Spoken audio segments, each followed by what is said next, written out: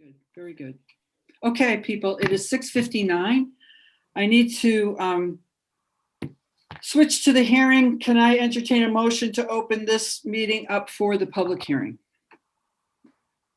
Do we have a different link for that? No, it's the same link. Same So link. moved.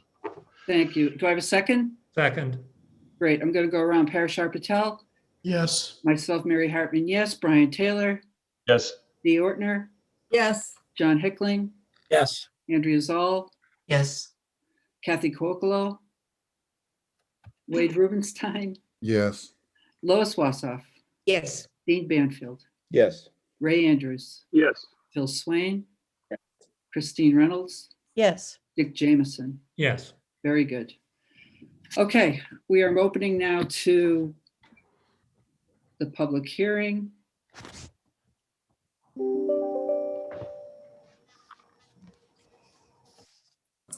Mary, I think you said you'd start with Article 26.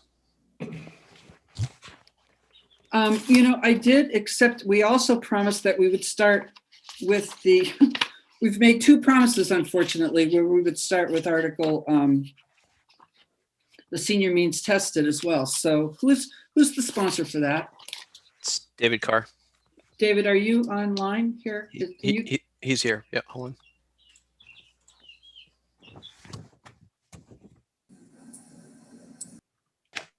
Can you elevate him so we can see him as well, Chris? He's joining now. Thank you. Mr. Carr, you're on the panel.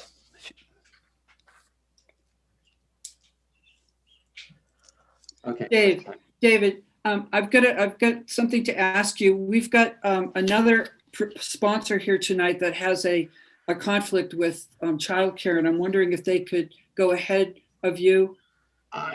Yes, certainly. I have no objection. Thank you. Thank you very much. Okay, so before I open up this hearing, I just want to welcome everyone who's here. Again, this is the fourth public hearing that we're having in prep for the June 13th, I always get that wrong, June 13th town meeting. This is the third one sponsored by the Finance Committee. These hearings are the opportunities for the sponsors to hear your comments and the questions.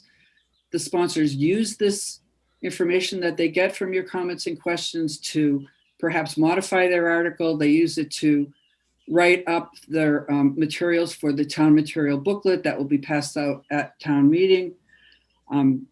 These are also ways that help them prep for any questions that they get on the floor of town meeting, and it also helps the select board and the Finance Committee develop our recommendations. So thank you very much for being here, and I hope we get some really good questions and comments tonight. We are continuing to use the webinar format, which means that the Finance Committee will be visible during the entire meeting, and sponsors will be visible when they're presenting their article. And if any member of the public has a question, please type it into the Q&A, and we will recognize you at the end of the presentation of the article, and we will give you, you'll be visible when you're discussing your comment and or your question. So right now we don't have any comments. I am going to begin with the Beatty Center. And who do we have here on behalf of the Beatty Center? Anna McEwen, the Recreation Director. Anna McEwen, welcome. Thank you. And thank you, David, for letting me cut the line. I have a 1.5-year-old that's running around outside until I'm done. So I appreciate it very much. And thank you, everybody. This is my first go round at a Finance Committee meeting, so I don't know all of you. Dick Jameson is our Recreation Commission member. So hi, Dick, a familiar face. So just quickly to introduce myself, my name is Anna.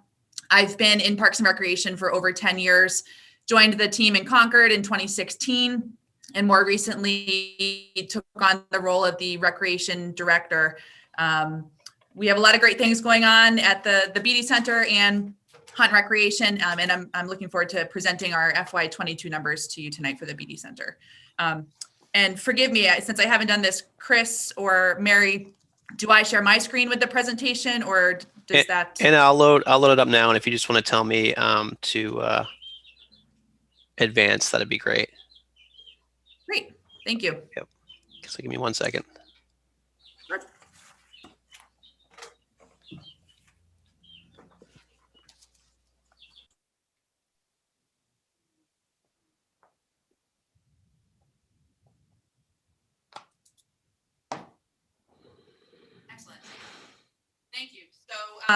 This presentation, as Mary noted, is for Article 26, the BD Swim and Fitness Center's Enterprise Fund expenditures. Next slide, Chris. So the BD Swim and Fitness Center recently celebrated its 15th year in our Concord community in April.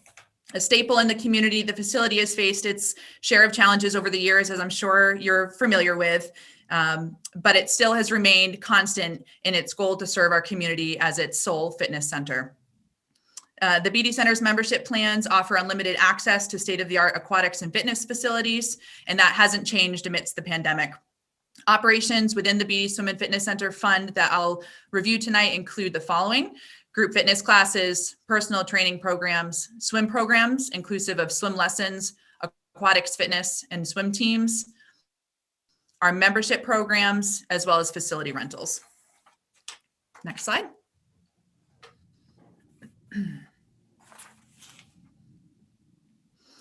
So as we work to move forward, I think it's important for the committee to briefly understand the impacts that the last year has had on the operations at the BD Center, as this experience has directly impacted our planning and budget projection strategies for FY22. So very briefly, looking at FY20, the BD Center was one of the first facilities in this region to close due to the pandemic. It was quickly determined that any impacted programs would be refunded, so our membership would not be charged during times in which the facility was closed. BD issued prorated refunds for all of our programs and classes during the months of March and April 2020, which totaled nearly $83,000.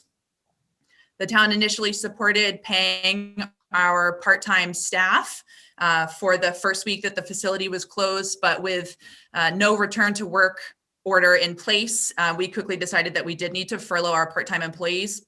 That put 50 people on furlough, but it saved the center about $10,000 a week. So it was an unfortunate choice that we had to make, but one that we felt was most fiscally responsible. Memberships and temporary memberships, again, the BD Center is membership based, were not refunded. Rather, we expanded the expiration date on the passes so people could use those passes once business resumed.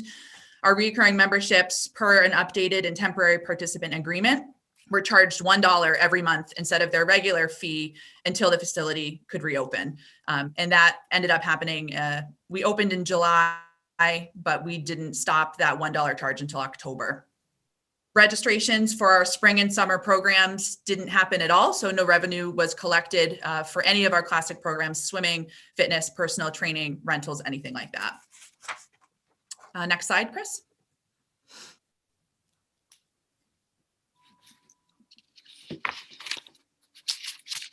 The BD Center staff returned full-time to the office on June 28th, 2020, and then the center officially reopened on July 6th, right at the very start of FY21.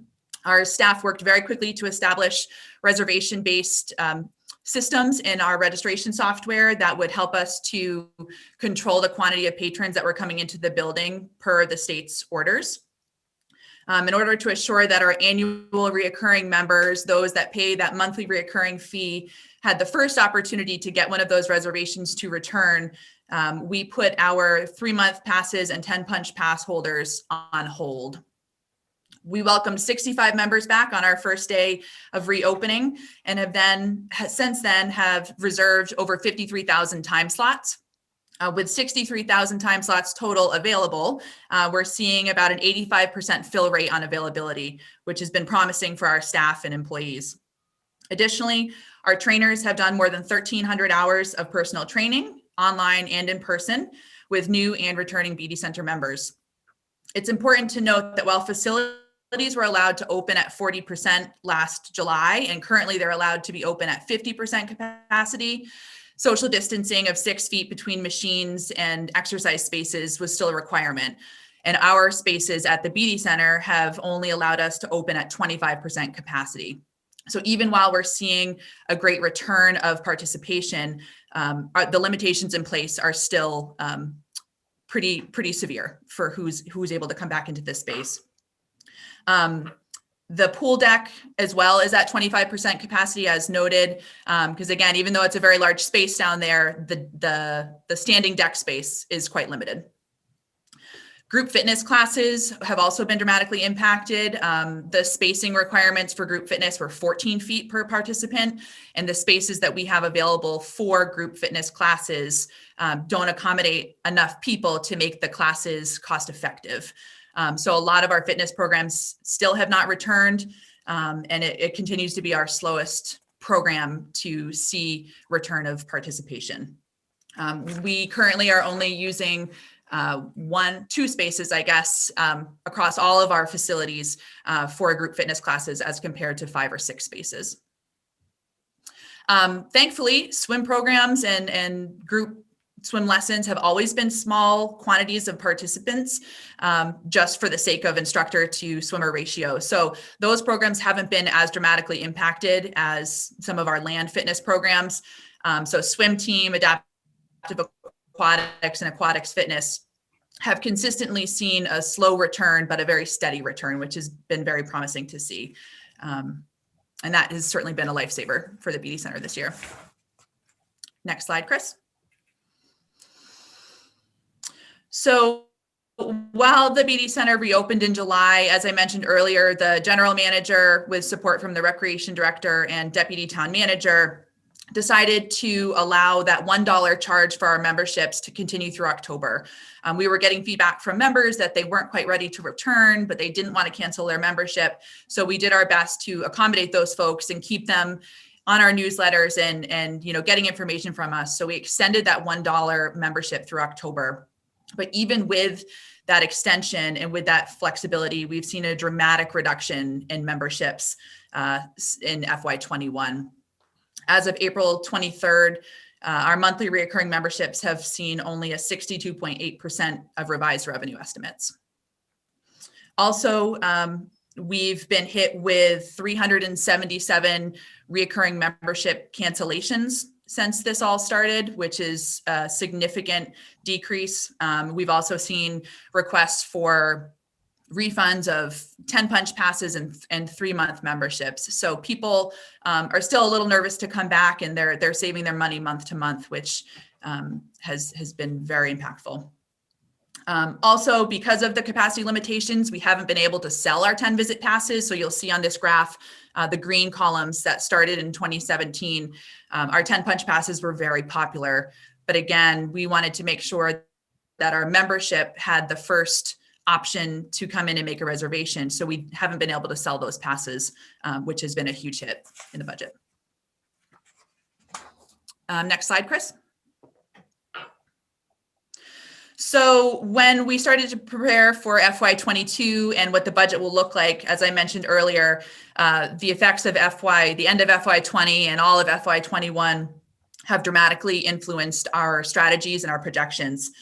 This past year has forced the Recreation Department to change some longstanding pieces of our operation to comply with the state regulations. And while challenging, doing so has helped us to reveal some of our strengths, weaknesses, and opportunities. So our goals for FY22 are general, but we find them to be strong and guiding. So we are planning to prepare for the effects of COVID, but expect a greater return to programs across all areas as we've seen thus far in FY21. With that, we plan to utilize a new aquatics director position to expand our swim programs at not only our indoor facilities, the BD Center, but our outdoor facilities as well, White Pond and the pool at Emerson Park. We're also hoping to hire a membership services manager that will help us better engage with the community and reach back out to some of those members that we've lost this year to see what we can do to help them come back and realign their fitness goals. We've also seen an opportunity with rentals. So we had some new groups reach out to us this past year because other pools were closed and they needed pool space. So we're going to formalize our rental program and really seek out groups in the community, Concord and otherwise, that might be able to come in and rent some of our pool space during our slower times. And we're also excited to expand upon our fitness opportunities. So one of the silver linings with COVID has taught us that we can do things online to be as convenient as possible for our members. So group fitness classes as well as personal training can have a more formalized online presence, which we plan to do. Our second goal is to reflect on FY21 to make programmatic and operational adjustments to reduce the expenses of our operation. So with that, we are reviewing pieces of our capital program to make sure that the plans that we have in place are still relevant and the expenses that are scheduled are still accurate. We're reevaluating our contracted custodial services, which are a significant expense. We've reduced those services with our operation being much quieter this year, and have found that we are still able to operate at a very high standard of cleanliness for our members. So it's an opportunity to reduce that expense. And we're going to be looking at other programmatic adjustments. For instance, the high school swim team was able to come and use our space with limited access to our locker rooms and some of those common room areas, which has been a much better symbiotic relationship with members that want to come into the building during those same times and use the pool. So we'll be looking at some of those pieces and making adjustments that will help our membership as well. Next slide, Chris. So looking at our FY22 budget numbers, overall for the year, we're showing a net loss of $497,456 with the addition of our non-operating revenues from investment incomes. And the next couple of slides, I'll get into the actual revenues and expenses that compile that number. And you can see on this graph, the fund balance over the last couple of years and where we're standing right now as compared to years prior. Next slide, Chris.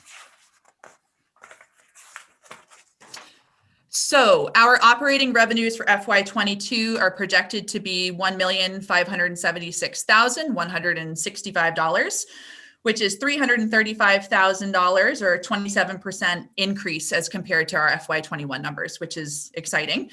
However, these estimated revenues are still significantly lower than FY19, as you can see, because we do expect the pandemic to creep into FY22 and probably stay with us for the whole year. So we're realistic in our revenue projections this year.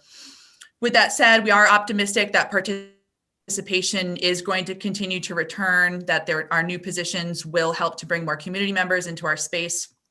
And we will be working with our staff more closely to make sure everybody is aware of what our budget goals are. And it's an all hands on deck to make sure that we're hitting these numbers. Next slide, please. So these are our operating expenses for the year. For FY22, we're looking at $2,123,621. Driving factors within this number include about $25,000 in increased personnel-related costs due to the minimum wage increase. So we have a significant number of part-time and temporary status employees that are affected by minimum wage annually. And that's the number we're projecting for this upcoming year. Anna, I need to interrupt you for just a minute, please. Okay. Chris Carmody, I think we've got another FinCom member. Greg is trying to get in. I wonder if you could let him in, please. Yep, sorry, I'll grab him Thank now. you. Okay, Anna, sorry. Go ahead. No problem. No problem. So let's see. So personnel related costs due to the minimum wage increase. We're hoping to increase our programs, which directly impacts our staff expenses.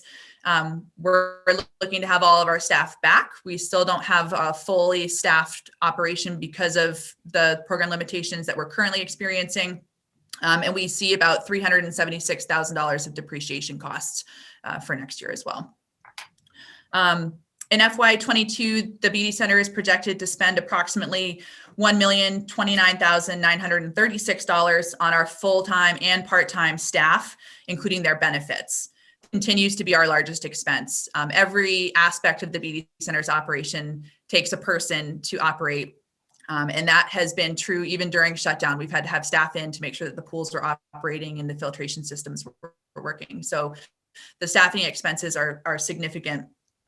It encompasses 100 or more staff members that include our front desk employees, our lifeguards, our water safety instructors, fitness instructors, swim coaches, personal trainers, you name it. So it's a large quantity of people, but they are the backbone of the BD Center and they are what allows us to operate the way that we do. So it will continue to be our largest expense. The second largest expense area that you see on the pie chart there is our purchased services. And that includes things like our electric, natural gas, water, sewer, banking charges, payroll, as well as that contracted custodial service that I mentioned prior. A large portion of the energy expenditures that go towards running the BD Center are for the dehumidification system as well as the pool's chlorinator. And again, those expenses were ongoing even during shutdown because we had to keep the pool operational. So it's very expensive to run a pool, especially indoors and in New England, and it's been a constant challenge.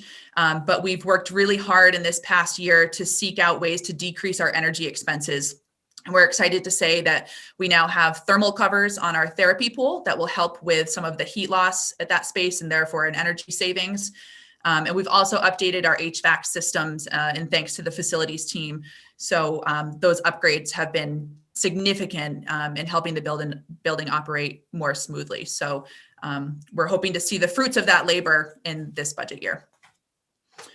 It's also very important to note on this chart that we were not charged general fund expenditures in FY21 or FY22. And we are extremely grateful for the town's support in allowing that to happen for this last year and this upcoming year. And we recognize that that is not something that we should plan to have moving forward, but we genuinely really appreciate everybody's support in allowing that to happen these last 2 years.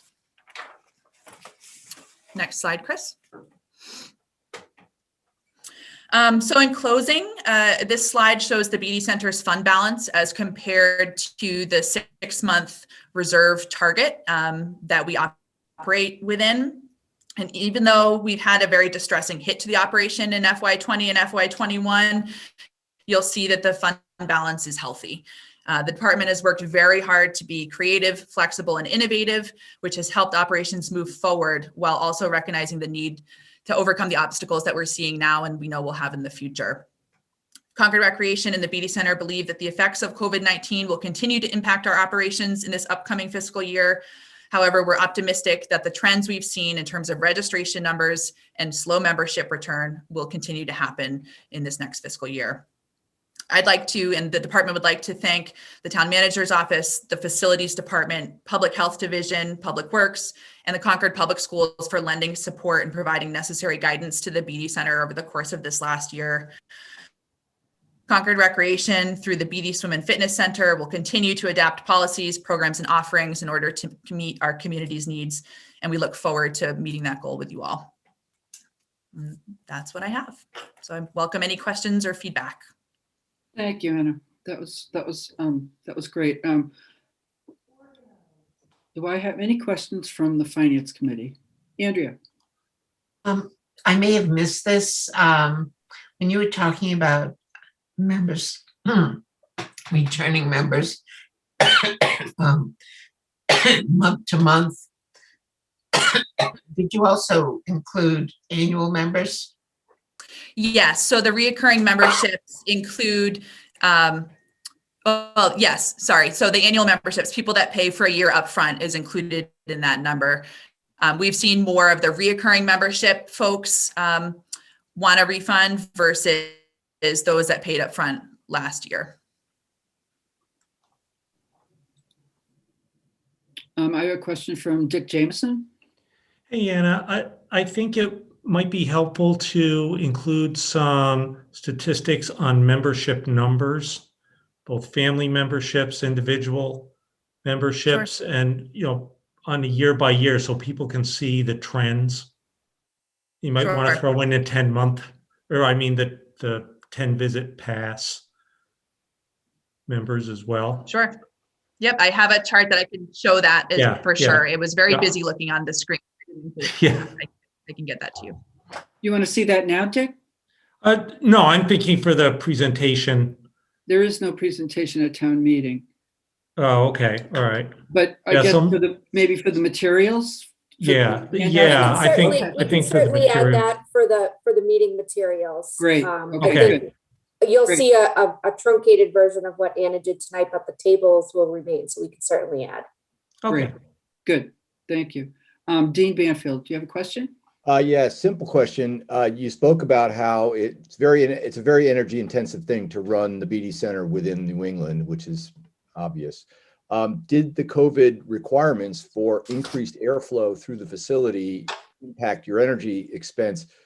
We had heard from the schools that they had high energy expense because they had to turn up, their air systems to move air around a lot more. Yeah, the state's regulations. Sorry, Kate, if you wanted to jump in on that, I saw you move. The well, state's I was- regulations were more. You go.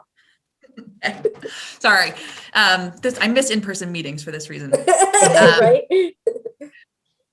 The state's regulations for opening focused more on the physical distancing, the way to run classes, the way to space the pools and the equipment, pieces like that. It didn't touch as strongly on the requirements for dehumidification and for air quality as the schools have seen. I don't know if that generally answers your question, but there are specific regulations that the state set for facility center or fitness centers that we were following. That's fine. So I was just going to add that we had a very inefficient system that was done when we first had it. And we went out in 2020 and solicited quotations to replace the two air handlers that are on the top with more efficient air handlers. And the quotes that came in were just astronomical. And given that BD wasn't, making money hand over fist at that time, we didn't do it. And so what actually happened was the facilities department used the shutdown of BD to actually install the air handlers at BD during the pandemic. And what we're seeing right now is a pretty good, it's about a 20% decrease in energy use, which is about as efficient as we're going to get there. So that was the one of the bright spots, and there aren't many, of the pandemic, was that it allowed the building to essentially, it was closed anyway. And so it allowed the people from facilities, and we have an HVAC tech who came in and they installed those with a crane on the roof. And so we're seeing a small savings, but a savings nonetheless there. Thanks, Kate. Parashar. Yeah, thank you, Mary, and thanks, Anna, for the presentation. 2 questions. One is, what percentage of the membership pre-COVID continue to retain their membership through the pandemic? Do you have that number offhand?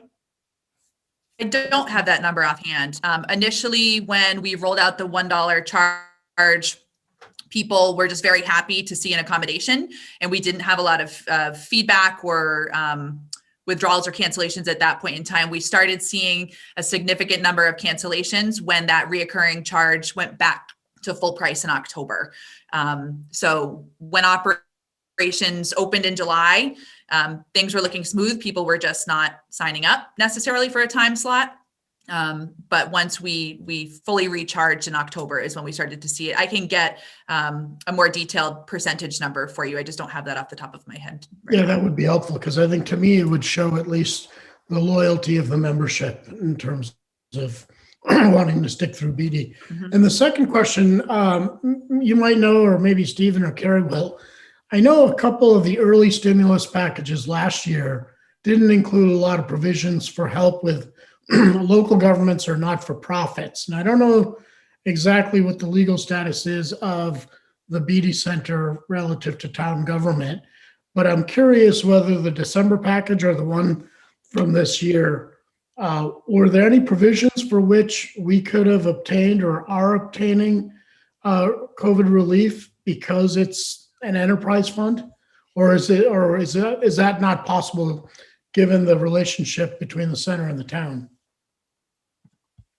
I don't know if Stephen is on. I'm not seeing him. I know he's having some computer issues, so I'm happy to answer that. The ARPA funding is much less restrictive, and there certainly could be opportunities to use that funding for BD and honestly just about anything town related, but there have been no decisions yet on how that money might be allocated. Okay, thank you. Christine? Hi, Anna, thank you for your presentation. I have a couple of financial questions. I did look at the BD Center and the enterprise budget, and I was trying to reconcile as you were speaking. So maybe you can just make it clearer for me. So for FY21, the year that's going to end in June, what is your projected operating income or loss? Let me see if I can pull that up quickly, Christine.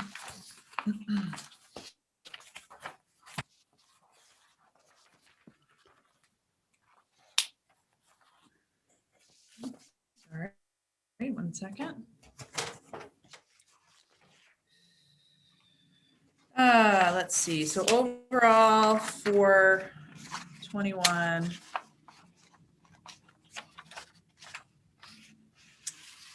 we I are can help you looking out. at It's a loss of $776,205, About Just about. $800,000? about 800,000. Yeah. Okay. And I think if I heard correctly, for the projection for FY22 is 550,000, somewhere about that. Yes. Is that right, Kate? 540? So yeah, it's somewhere in the 600 to 650 So, okay. probably. And again, I think that determines how much capital that we do. And again, that's subjective based on, we tried to defer as much as we can, but again, that you can only defer for so long. So Right. we might be able to sharpen our pencils a little and get closer to the 500, but I always like for people to be pleasantly surprised than shocked. Okay. And then we didn't have charges from the general fund for support for how much? How much would that have added to the loss? About 120 to 135,000, depending on the formulas for both last year and this year. So that's per year. Right. And those are transfers into town manager, Yep. finance, Yep. I know. human resources. Yep. Got it. Okay. So in 21, we predict, so we ran a deficit of around 850, 870 or so without having the 120 that we would have paid for services to the town. And then next year, we're going to be maybe 600 or so. And again, is the government, is the waiver on fees, does that go into 22 as well? Or is that's not happening anymore? Carrie, Meaning the membership? no, not the charges from the general fund to the BD Center. Is that goes into FY20? Yes, that's the same for FY22, but likely will not reappear in FY20. Right. So I understand how the fees that are not being charged are essentially funded through the general fund of the town. That's correct. And how are the losses funded? Those are from your endowment? They're so BD has a healthy fund balance. And so some of that was the endowment money, but the majority is the first 10 years where, there was a profit margin to be had that was put away in a depreciation account and built up a fund balance. And so over these last couple of years, we've been, taking away from that fund balance. And so it isn't a sustainable practice by any means, Right. But it has been able to withstand the last 3 or 4 years that we have. Okay. And on the last slide that you showed, Anna, you had a chart that showed fund balance and then something that said reserve and said 6 months. Do you have some sort of a policy to have 6 months of expenses in reserve? So Kate, maybe you can speak to this too, but it's been our understanding that our goal is to always have enough funds in the account to operate for 6 months. Okay. And so we've looked at that 6-month target reserve to help us make sure that we're staying above, and that's what that chart was showing. Right. And can you show me that chart again, or can you just, or maybe from memory, what those numbers were projected to be at the end of FY22? What? Are we being bombed? No, I'm sorry. I'm sorry. We're just having some technical problems. But Anna, do you want me to pull up that your slide deck? That would be great. Okay. The last slide. Thank you, Anna. Thank you. Yeah, hold on. Sure. We've all been there. And we will be there again. Right. Christine, you asked all my questions. Oh, sorry, John. Look at that. I'm reading your mind. Except for one. Okay, great. There it is. Okay, so you're Just tell me where to go. This is it. Just right here. Yeah, you're on the right page. Okay, so you project your balance will be about 2.4 million, and you'd like to keep at least 1.1 million or thereabouts. Okay. Correct. That would Okay. get us through 6 months of very, very hard times. Yeah. And so that's not a lot, right? You don't have a lot of cushion in these numbers, right? You No. don't. No. You don't. You're No getting cushion. tight. So Yeah, how much we're growth- feeling it. I'm Don't sure you worry. Yeah. How much of a growth in membership do you need to achieve this budget? A growth in membership, I'd have Where you to are now. I'm just look at our exact numbers. Sure. I mean, for a frame of reference, when the BD Center started, we had close to 1,000 family memberships, and we're closer to like the 200-300 range right now. So to get back to a healthy place where we feel that we have consistent membership moving forward for a number of years, we have a pretty significant climb. But again, we're hoping with the new positions and some of our new program ideas will slowly help that family membership. That's really where we're looking, is the family memberships, to get those folks back. right. So Anna, in this FY22 projection, how many memberships do you need? If you normally had 1,000, now you have 200. Does this assume 600, 800, 1,000? What does it assume? Yeah. It's hard for me to give you an exact number, Christine, because it encompasses so many different types of memberships. So within this, it includes those 10 punch passes, it includes 3 months, it includes reoccurring, and the annual numbers.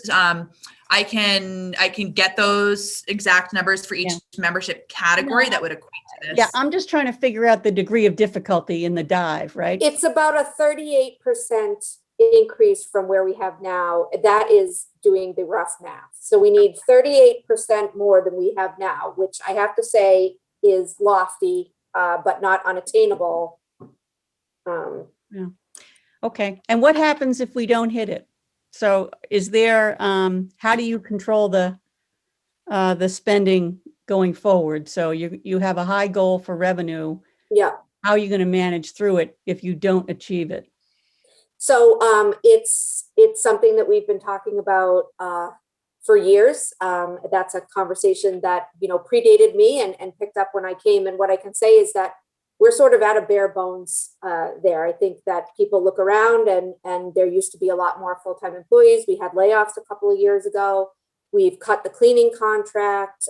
We did a cost benefit analysis to having in-house cleaning versus having, the contracted services. And really, there are some things that we can't control. The energy use in that building is substantial. We've done everything that we can. We've even looked into cogen and things like that. And that facility isn't right for that. So it's going to be, I think what you're asking is, once the fund balance is depleted or reasonably so, what do we do? Right. And quite frankly, we bring it to the town and say, what do you want to do?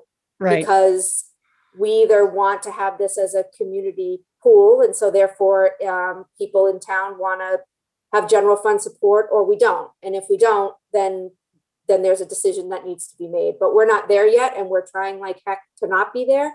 But it will certainly be a spirited discussion that probably goes on for quite some time to figure out what are we going to do. Right. And I think at some point, middle of the year, you may know, right?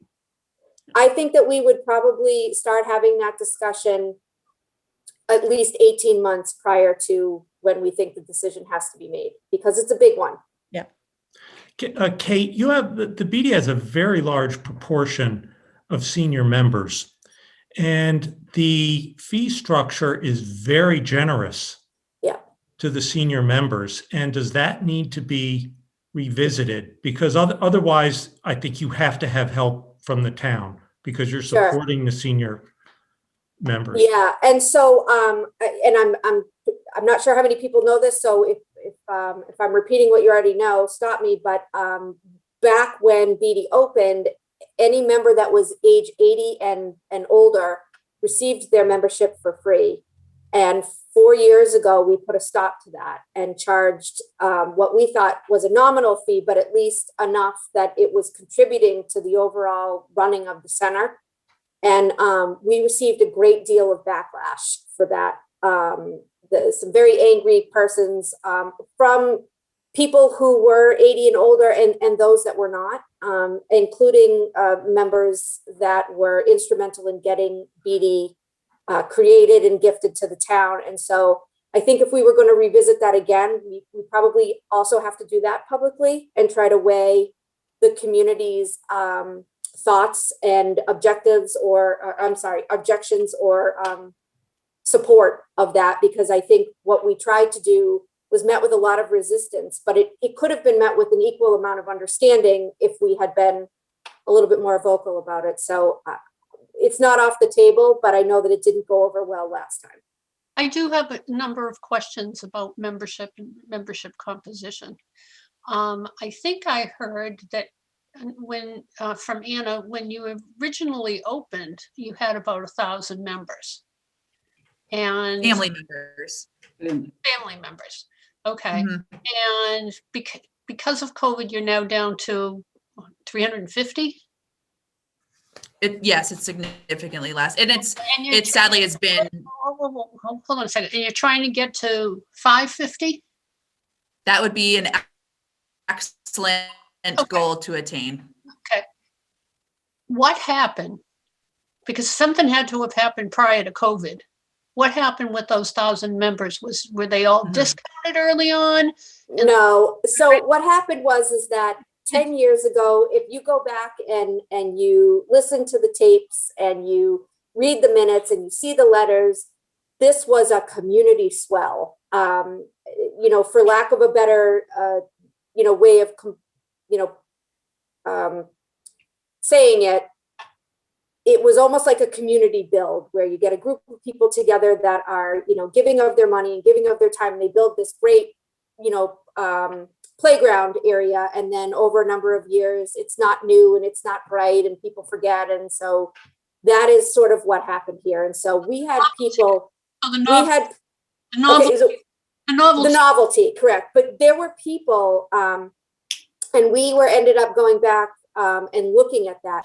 There were about 300 people who paid in full for their membership and never stepped foot in the gym.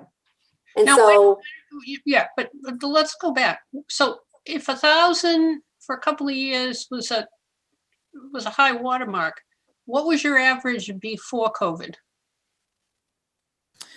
So I have a chart in front of me. Looking back to 2018, we were at 250 family memberships. So in 2017, when we go ahead. So you were at the same or lower than you are now. You had that chart up. You could put it back up. We could see it again. It has those. That's the one that I don't have in that presentation because it's got a lot on it, but I can send it to you all. So the family memberships have gone down since COVID. So 2018, the chart is 242, and I stand corrected. It's 181 right now for family memberships. So it has gone down since 2018 even, but significantly during COVID. I think we have to be realistic about the type of facility that we're talking about. And as much as we can try to offer as many programs and offerings, including swim lessons, etc., it's a very different, that is a swimmer's facility and gym center. It isn't a family deck area. The area around there is really just for walking. There's no place to hang out. There's a small kiddie pool area, which is fine, but you can't have a robust amount of kids in there. It isn't like going to a water park or something like that. And so I think people were finding that initially they had a family membership and that it wasn't working for the entirety of their family. And so for their own self, because it's their expendable income that they're doing, they downsized to either a couple or a personal membership because they were the ones that were actually using it.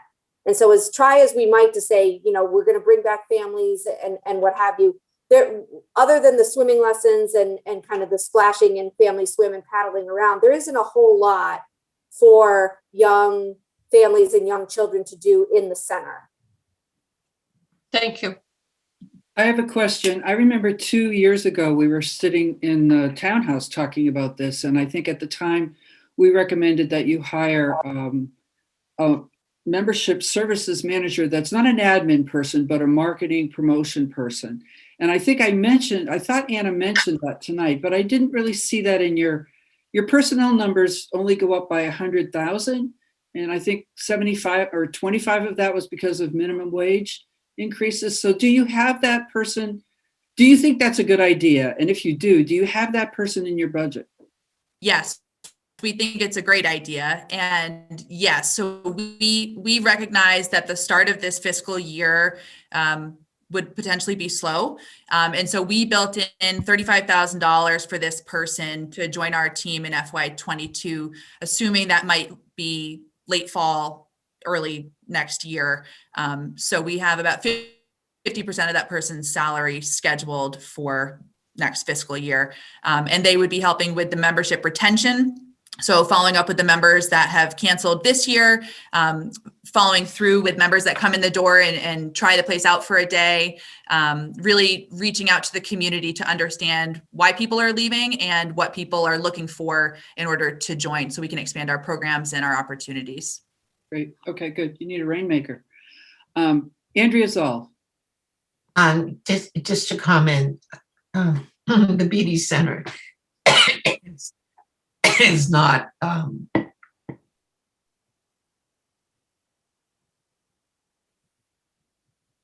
You want to come back? Do you want us to come back to you, Andrea? Are you okay? dry here. It's not a country club. That's my comment. Question. We've been charter members, and I don't remember any free memberships. When did that start and stop? It was my understanding that it started from the beginning, which was before my time here, and it was for a certain age category of member. And then we stopped that in 2017, Kate, and it's now a small fee. It's $199 for those 80 plus members. Yeah. So when BD opened, all 80 members, 80 plus, were $0, and members that were 78 or 79 but turned 80 would stop getting charged when they turned 80. And we discussed it in 17 and enacted it in 18, and it went to $199. Any other questions from the FinCom?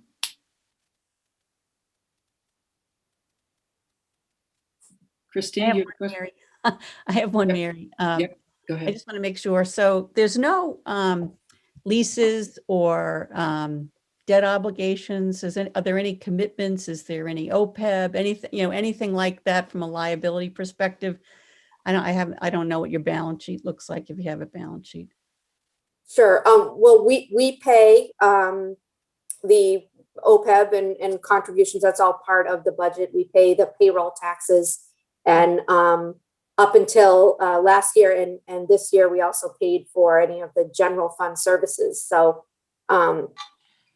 there are liabilities there, and they haven't been fully realized either last year or this year because of the financial situation. But certainly those liabilities are simply, pushed to the general fund. So.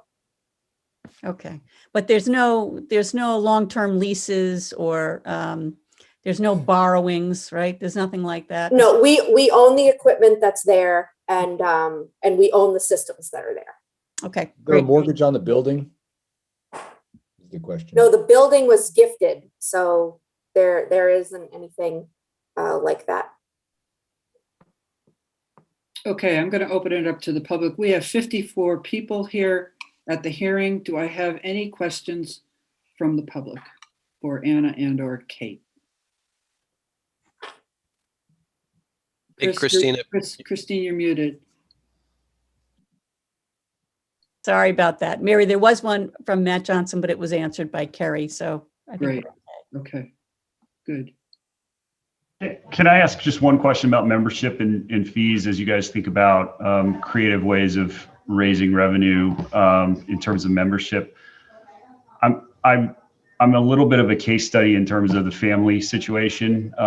We subscribed early on when we got to Concord, and then we kind of found that the the membership was a bit just wasn't a fit for us, just given the facilities and the way that they were laid out. So we had to come up with alternative options. And, you know, we've gone from place to place to place to try to figure things out. But one of the things that has always kind of struck me is that you're competing against full, you know, the rates that you're paying at 82 for adults is at a price point where it becomes challenging to sort of justify 2 memberships. And so I was curious to know, have you guys thought about perhaps providing sort of half the rate for adults that are trying to get in and trying to get out? Because that's probably more palatable for folks that are paying a family membership somewhere for the family, but maybe they need to get somewhere to work, you know, for work hours. I could get over to the BD center quickly at $40 a month. You know, I'm not going to blink about that so much. $80 a month, I have to think about it. So I'm just wondering, have you guys thought about different price points in the marketplace to think about, you know, what would work and what would not? How have those conversations? Yeah. When they did the evaluation in 2017 and looked at the membership adjustments, they did a blanket research, you know, of local area gyms and what they were charging per month. And we felt that the rates were appropriate for swim and fitness access. Not all places have dual access to facilities like we do. We also decided to introduce that 10 punch pass for some people that weren't comfortable signing on. You know, we have a lot of people that leave town for the summer and they didn't want to have a membership in the summer. So the 10 punch pass and the 3-month pass have been a great option for people that don't want to pay that reoccurring number and want a little bit more flexibility and know that they're not tied into a long-term commitment. So that has been received well from the community, but certainly, Brian, your feedback we can, you know, consider and evaluate as we move forward and decide on changes like that. Yeah, it just seems, and thanks for the feedback. Of the volume is, I'm just trying to, how do we get your volume up? Is right. Yeah, maybe early bird hour membership or something like that. Yeah, aren't these answers that your marketing specialist is going to help you research further? It is, Mary. With any luck. You know, the other thing you might consider is, you know, a lot of business universities in the area have classes that look at solving business problems just like yours, which is you've got, you know, declining membership, you've got some fixed costs, and what can they do creatively from a marketing and a promotion and retaining and attracting new customers. So they've got classes that actually come in and work with you, and it's free. All it takes is your time. So this is just an idea I'm throwing out. I know Babson has it. I know Bentley has it, so that you could go there and work with them and possibly get some free help. Something just to think about. That's great. Thank you. Thank you. Yeah. Okay. Any more questions from the Finance Committee? And I see no Q&A from the public. So thank you very much. It's been a hard year, and I'm glad you made it through. Thanks, everybody. Thank you for the feedback. I appreciate it. Okay. David, thank you very much for being patient. I appreciate that. David, are you going to, now you've got 2 articles. Are you going to present these concurrently, or are you going to do them sequentially, or how are you going to approach this? Yeah, so the way I thought we were going to do this, I was going to present Article 18, and Carrie LaFleur would present Article 19. Fine. Okay. So we'll start with 18 then, if we can. Yeah, I'll pull it up.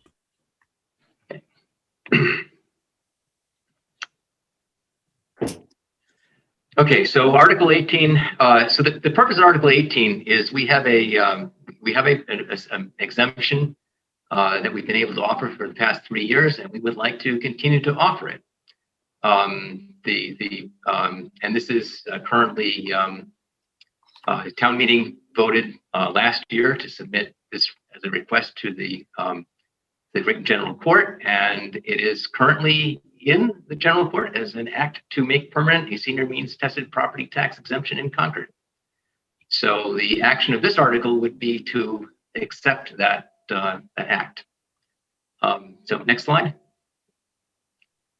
The act itself, the full act is actually printed in the warrant booklet, but so I'm just summarizing rough effects here. There is a residency requirement, an age requirement, and there are some financial requirements. The house must be under the town median value, and your income has to be under certain thresholds, which we borrowed from the state circuit breaker program in order to qualify for the program. And then our purpose was, when possible, to make sure that you don't pay more than 10% of your income in property tax. So next slide. And we have currently this past year 34 recipients of this exemption. After the assessors have review everyone's income and assets and make sure that there is I didn't mention on the previous slide, there is also an asset limit which the assessors set every year, and they are able to reduce the property tax by up to 50% of the full value of the property tax. So last year, or this year, the cost of the entire amount of exemptions was about $123,000, and this was funded by a 2-cent increase in the property tax rate and a slight shift in the commercial rate. But so the tax rate is the number I found on the was 1473, and somewhere else it's 1472. But I'm taking 1473 as the pessimistic number. That's a 2-cent increase. So if you had a median house, which I think on the previous slide was about $900,000, that's a little less than $20 added to your property tax. The total amount is capped at 0.5% of the total tax levy. We actually, according to my calculations last year, we used 0.13%. So we were very well within the limits. And frankly, my only concern about this is that the year before we had 44 people on the program, and now we have 34. And I do want to keep up the numbers. There should be more than 34 people on the program. So next slide. Okay, so the major changes that we recommended. So currently, perhaps I phrased this incorrectly, but the program that we had was only good for 3 years. We want to make it a permanent, a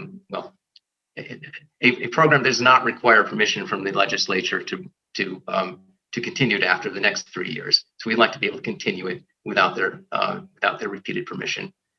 And there was the language in the program we have now requires the assessors to use the circuit breaker worksheet, which in some of our applicants actually don't qualify for the circuit breaker, but do qualify for this program. And this gets very, very complicated. It's an entire extra worksheet with some very obscure questions on it. But the assessors are very comfortable assessing gross income, which if you go through the forms in painstaking detail, that appears to be what the circuit breaker is measuring, just in very obscure terms.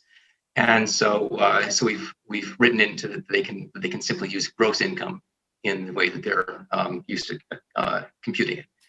That's gross income it's similar to what you would find on line 11 of your Form 1040, except that that's adjusted gross income. This is gross income, not adjusted. So the assessors add back in a few items that get taken out in Form 1040 earlier. So next slide.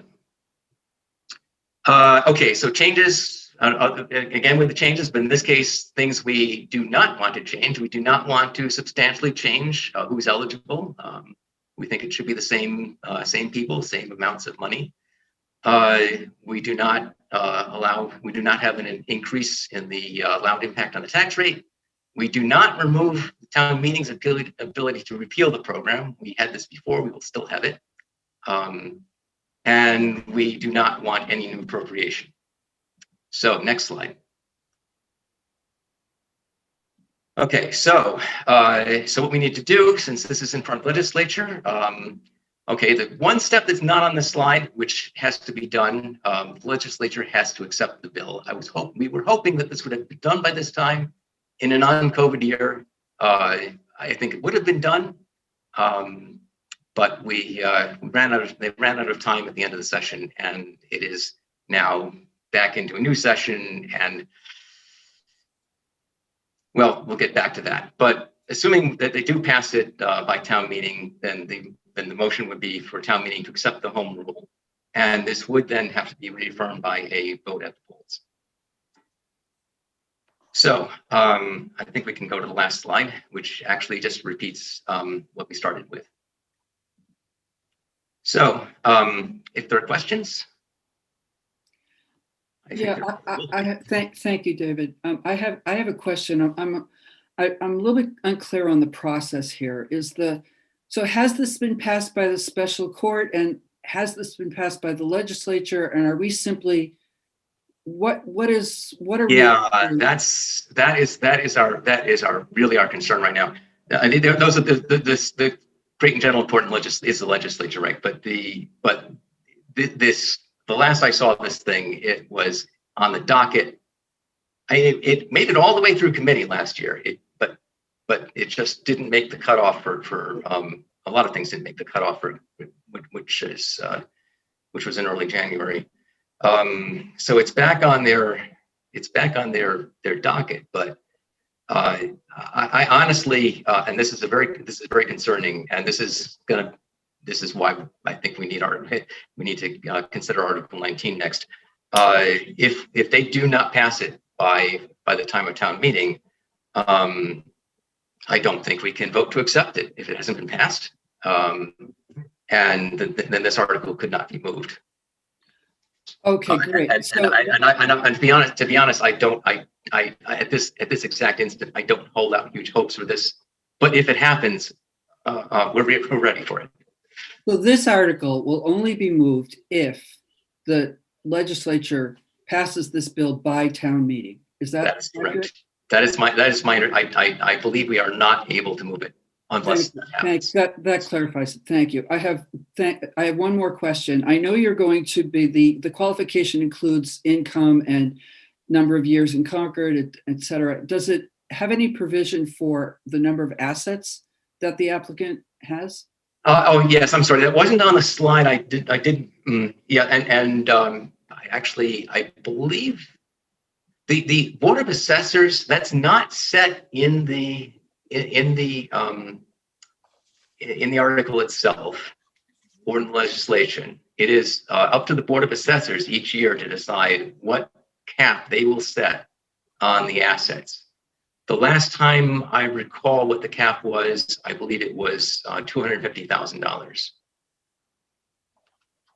That's my recollection, unless it's changed since then. But that is a number that they could change. They could decide to raise it. They could decide to lower it. But it's up to them. They don't have to come back to town meeting for that at all. Exactly. It's entirely in their hands. Thank you very much. Okay. Any other questions? Parashar, I see your hand up. Go ahead.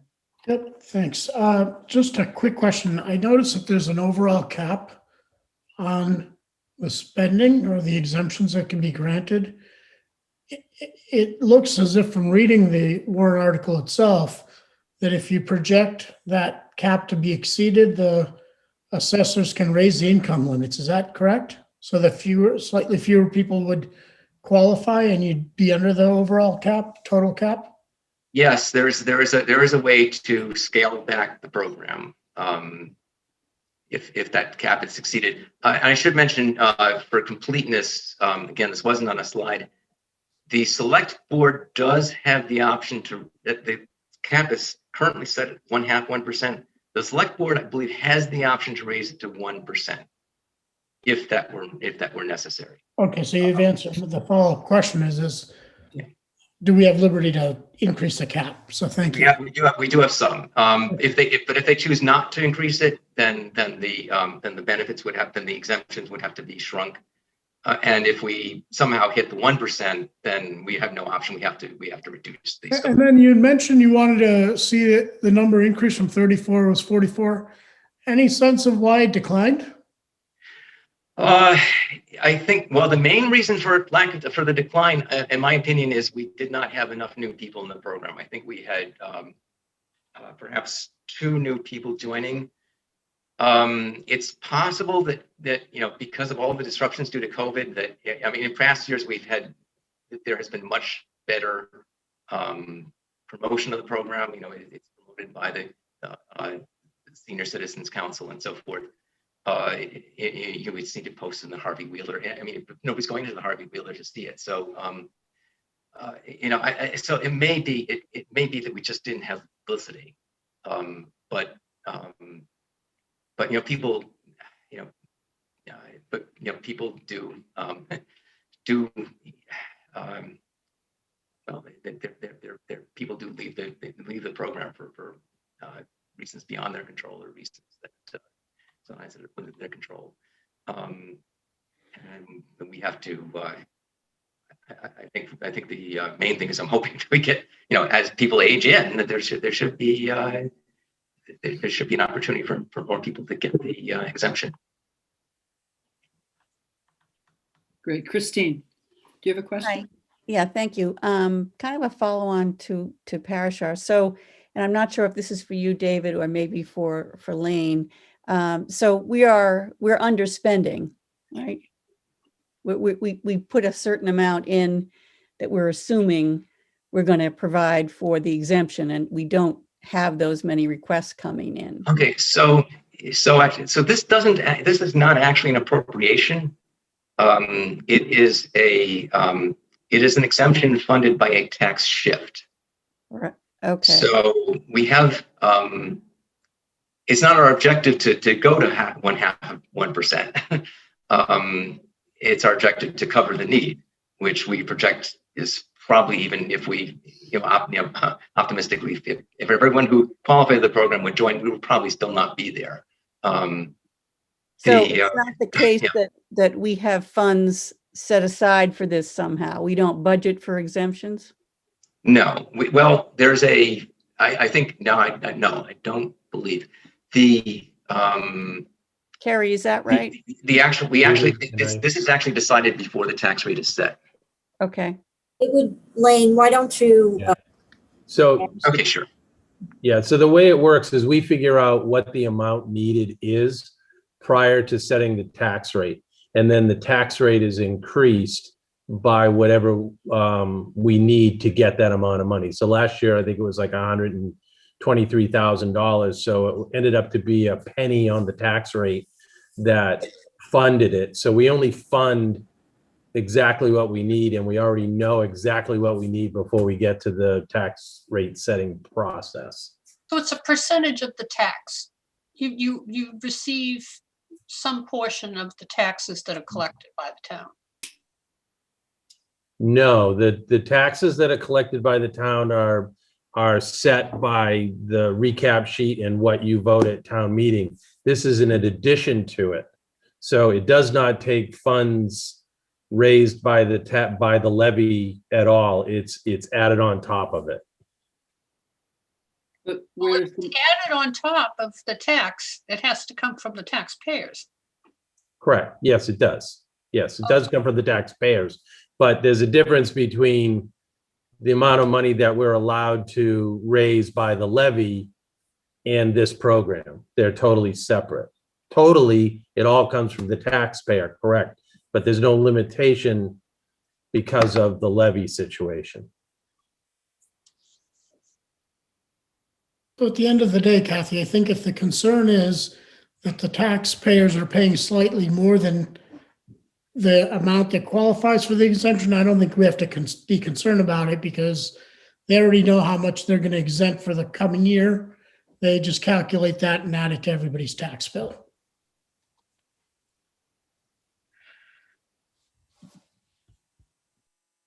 Is that okay, Kathy? You okay? I maybe I just don't understand the language of town government. I'll try. So let's say the town needs to levy $118 million. That's the amount of taxes that have to be collected. The assessors, they have the grand list. This is how much total value there is in the community. And this 123,000 is just going to be something that some subset of taxpayers will not pay. We're still going to levy $118 million, but we're just going to spread it like very thin peanut butter over everybody else. That's all. We're just going to, it's not, It's not an appropriation out of the general tax. No, we're not appropriating any money. We're still levying the exact amount that town meeting voted to levy, 118 million. We're just not collecting a portion of it from. We're not collecting it from these taxpayers. That's all. Thank you very much. Any other questions? Wade, do you have a question? Yeah, hey, David, this is great. Does the COA help with the application process? I mean, the application is pretty straightforward, but is there aid? I know one thing is getting the word out there. Another thing is helping people kind of go through the process.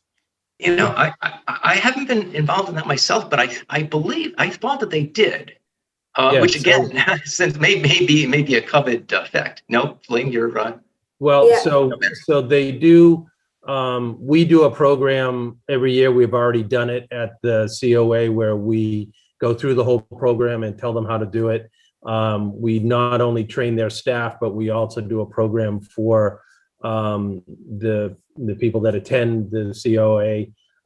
My staff is always available to help fill them out, but also their social workers are also trained on how to do it as well.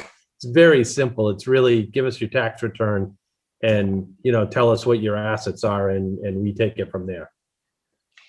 I just wanted to add that just because I'm the department head for COA and the budget for this year includes additional hours for our outreach services director. And so one of the things was to really focus on these type of things and outreach, not only for what Lane's folks train them to do, but also to make more people aware of the program. So that's going to be part of the hours that are being added to that position.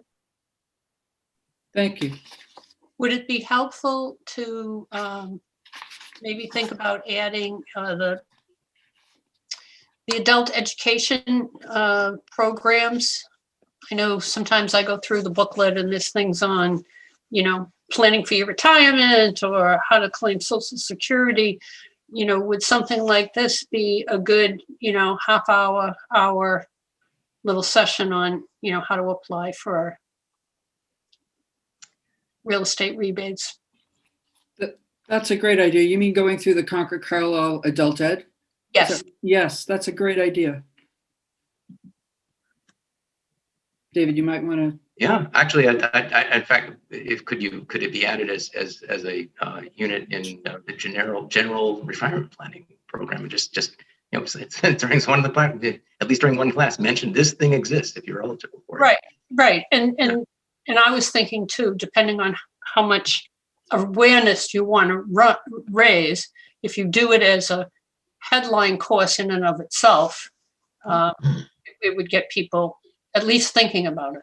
I think Jill question, actually, on a related topic, does the town have the ability to send a flyer to property owners whose houses are below the median assessed value? Yeah, I think Lane can answer that. So in the first 2 years that we did the program, we actually did send a flyer to not just those houses, but to every single household in Concord. We did it, and also the Tax Fairness Committee sent a postcard as well. We sent a letter. We really did a real kind of blanket of everything to get everybody aware of it up front. I think one of the reasons that we've had less participants, I know that 3 of them moved out of town, and unfortunately we had some passings as well. I do think that we've done a pretty good job at letting everybody know, but we certainly can try some of these other things too. I also think that you may be pretty close to saturation until you get some more people to age into the program, because it is age sensitive.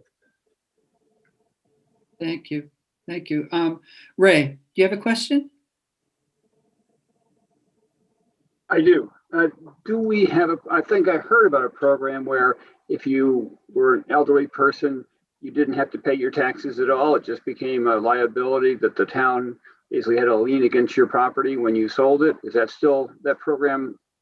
Is that my imagination that exists?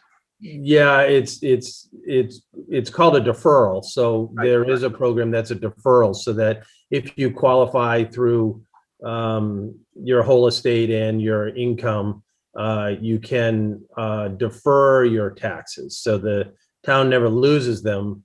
You just don't pay them until you leave your property, either by selling it or goes into your estate, and then they're due. So that program still exists. It is fairly restrictive. It is a state program that we, take advantage of. So we don't get to change it and make it more liberal very much. It's right. It's hard. Yes. The question was, does that sort of compete with this program? And there's probably no overlap, I wouldn't think.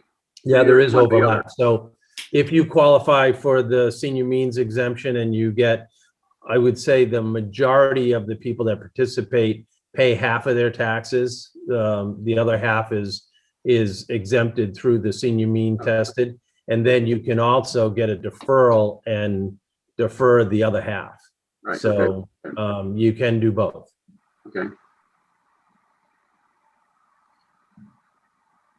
This might also be something that we would want to include in that community education program that Kathy mentioned earlier, so that more people are aware of that as well. Because I wasn't aware of that, so that might be something else. Andrea, just a comment from my observing the Council on Aging. I know that they were stretched very, very thin with tax preparers and anything to do with filling out any forms. They're just they didn't have any volunteers. There were some people that were doing it, and I guess they left town, or that was before me. I'm not sure, but that's been a major problem, just filling out simple forms. But maybe that could go through some kind of community outreach or adult ed programs here in town. So Andrea, was that a problem before COVID? Yes. Okay, thank you. I remember the year before it was a problem then, and it just got worse last year because people couldn't go into the homes, but it was a problem. People were retiring and just not doing that kind of work for seniors anymore. So I'd just like to say anybody who's been in any of our programs, we mail out the applications every year. So if you were in it last year, you get an application this year. And my staff also tracks every application that comes in. And if we get close to deadlines and we don't have your application, we call you. We call. We've even driven to people's houses to get the applications so they make it in on time. So my office is really working hard to make sure everybody who's eligible that we know about gets into the programs. I think it's more a matter of actually filling out the applications as opposed to getting them in. That became a problem. Well, we help them with that too. All they have to do is call us. thank you. Any other questions from the Finance Committee? I'm going to open this up. Christine, do we have any questions, comments from the public that we have some? Yeah, we have two, Mary. One I think is perhaps a clarification on Article 18, and the other was a comment about the community education program idea. Okay. So okay. I see them now. So yes. Yep. Yeah, so Linda Escobedo is clarifying, and thank you, Linda. I think we've cleared that up pretty well, and Carmen is kind of ratifying or ratifying your suggestion, Kathy, about the community ed program. Thank you. Any other questions from the public? No, I want to thank you, David and Lane. I think this is a great program. Personally, I wish we had more of these. This is my editorial comment, but so thank you very much for taking the initiative on this, and thank you very much for all you do to make sure that we get as much participation as we can. I really appreciate that. I'm going to move on now to the next article, and I believe, Carrie, you're going to talk to this one, right? I am. Chris Carmody, do you have the presentation for Article 19? Yeah, I'll load it up now. Okay. So hopefully this one will be a real quick presentation.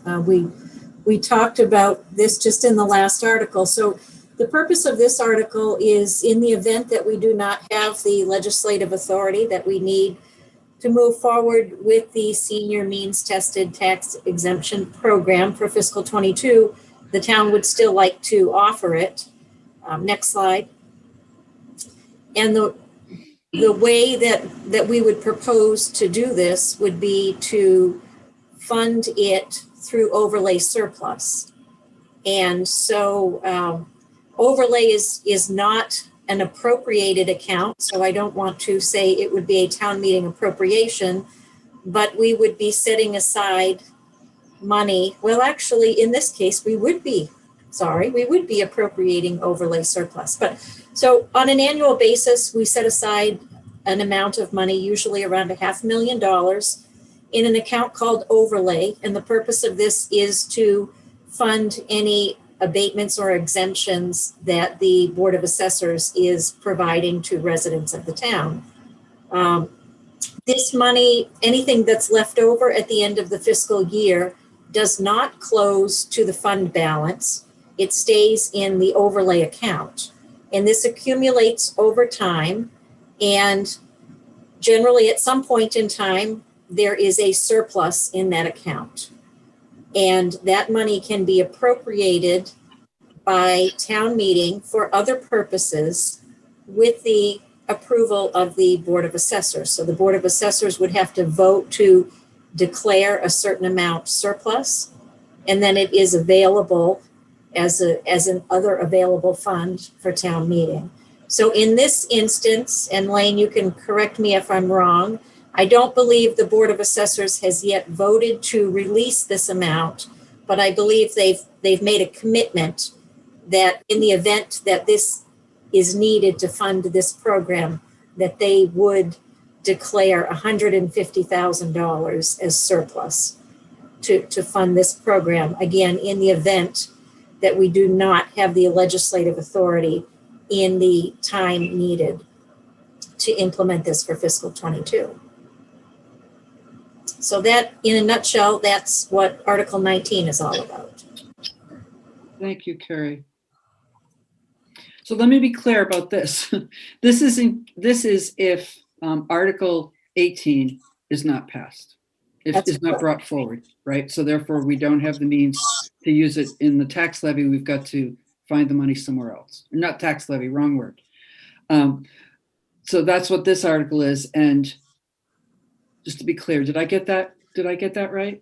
That's correct. So if Article 18 is not moved, then we will take up Article 19. If Article 18 is moved and passed, then we likely do not need to take up Article 19. You don't need, okay, good. I've got a question about the overlay surplus. I think we used this once before to fund, I think, IT. Yes, we did. A few years ago, right. So if we were to approve 150 out of the overlay surplus, how much would be left? A lot.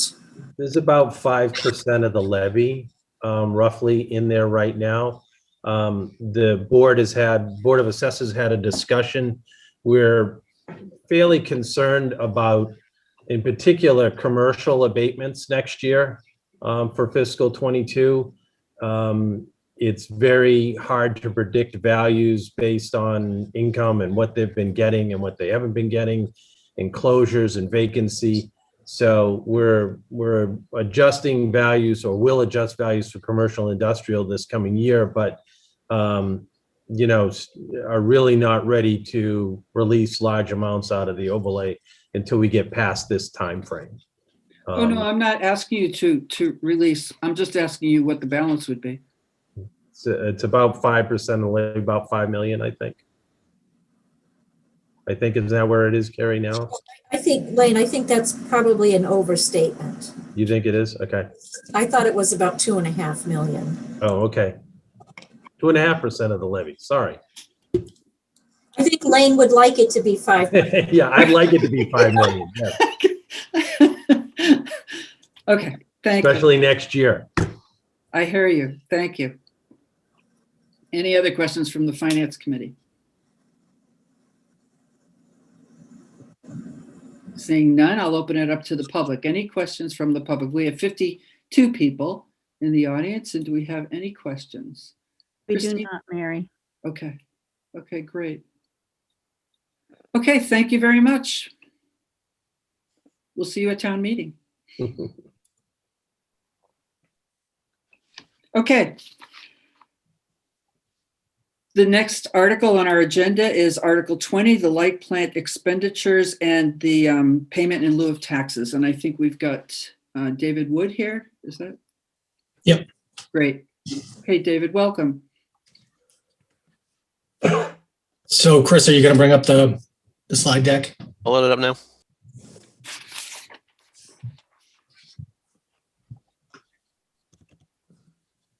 Perfect. So good evening. My name is David Wood. I'm the director of the light plant. I'm going to go through this article with you guys. I also have Matt Cummings, our financial manager, on. So we can answer questions as you have them. Next slide. So this slide is a slide that we show every year. It shows our system demand. You'll see for 21 out to the right, it's green, and it's lower. It's decreased. The reason it's decreased is we forecasted the demand based on the average degree days, heating and cooling degree days per year, which is 425. An example of going over the average would be 2020 when there were 485 days. So we're just doing a conservative approach, following the average over the last few years, and that's what we do. So next slide. This slide shows total revenues, expenditures, and the net income. And you'll see in 2019 and 2020, expenses were higher than revenue. You might recall from last year, for those of you that are on the committee, we were in the process of doing a cost of service study. And this is exactly why, so we could set rates appropriately. You do that every 3 to 5 years. So for 2021, the rates were increased, and they're structured now to cover our expenses. And we'll again go out and do a cost of service in another 3 to 5 years. Next slide. This slide, it shows the electricity sales per class. So in the green, you have residential sales. That represents about 42% of our sales. The blue is the commercial. That represents about 51%. And the yellow is municipal sales, and that represents about 7%. The other items you see down below are so small they don't even show up on the graph. Next slide, please. Here's our power cost categories. We have energy, forward capacity, transmission, fixed, and other, and recs. So the energy component is for right here is about 40% for 2021. Forward capacity, 14%, transmission, 23%, fixed other, 11%, and then the rec purchases, about 12%.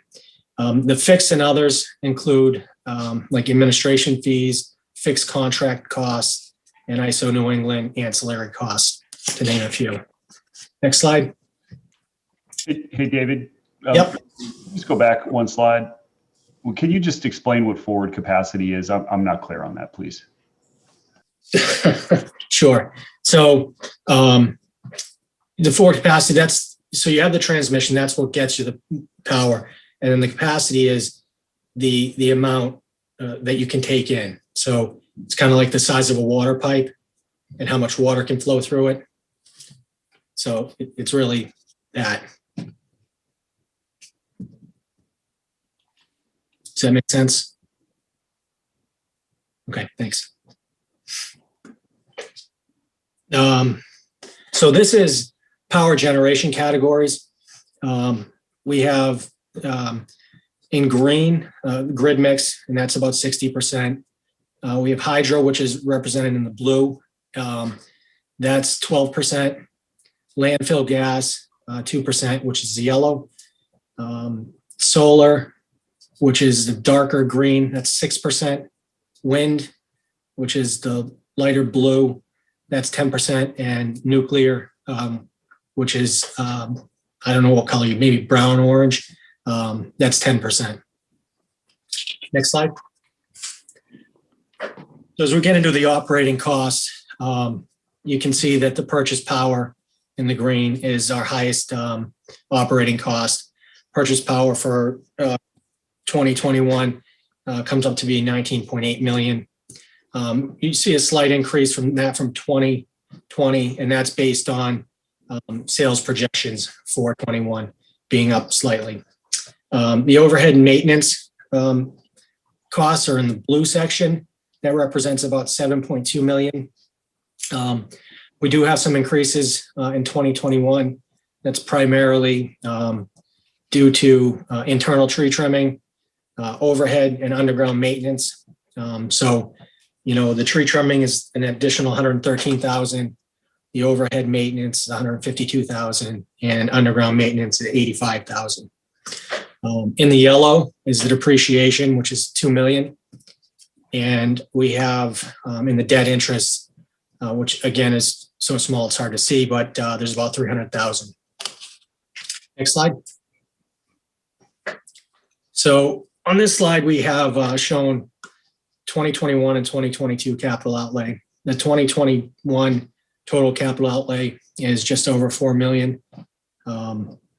Using depreciation funds, we will upgrade some field switches, reclosers, things of that nature.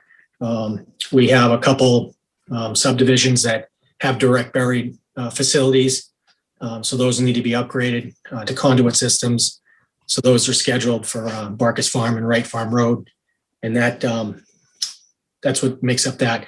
The 1.8 million on the underground fund, that is going to be primarily used on Cambridge Turnpike for the overhead and underground conversion there, as well as an overhead to underground conversion on Thoreau Street from Sudbury Road to Walden Street.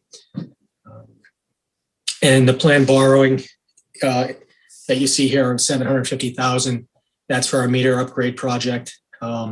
We currently have a consultant on board working on data gathering and getting ready to put a RFP together.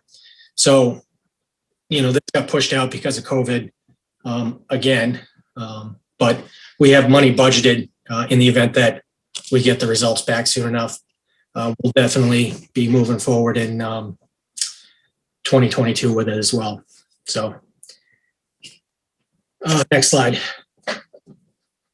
So this slide shows the net income, and for 20 and 21, I specifically, mentioned earlier that we had a loss in 20. It was about a loss of 1.16%. Then the cost of service study was done, rates were adjusted, and so now we're back to having a 4.1% return. Next slide, Chris. So here's the payment in lieu of taxes. This year it's 474,500. This number is based on a formula that's derived between myself and the CFO and ultimately approved by the town manager. The formula uses the last year audited financials, kilowatt hours sold, and it's multiplied by 2.75 mils. And that's how you come up with the number. It's a pretty standard process. A lot of MLPs calculate their pilot that way. And it's a pretty consistent number. It's always around that range, which is good for the general fund to know what they're going to have coming in. Next slide. I'm not going to go through this whole slide, but I just wanted to point out that, you know, we have a strategic plan. It's on our website. It gets updated, and it kind of shows where we are with some of our initiatives. So if you're interested in, you know, just hop onto our website, and if you have questions on it, you can certainly send me a message. Next slide.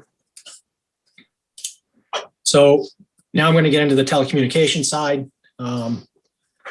So next slide. We've been offering internet services and providing it since 2014 to customers. You can see we have a range on here of items, but as of January, we're up around 1,700 customers. Our rates are favorable. You can go on our website and see all of that, the details behind it. But go to the next slide, please. So 2020 results, subscriptions and revenues, they grew about 10% from 2019.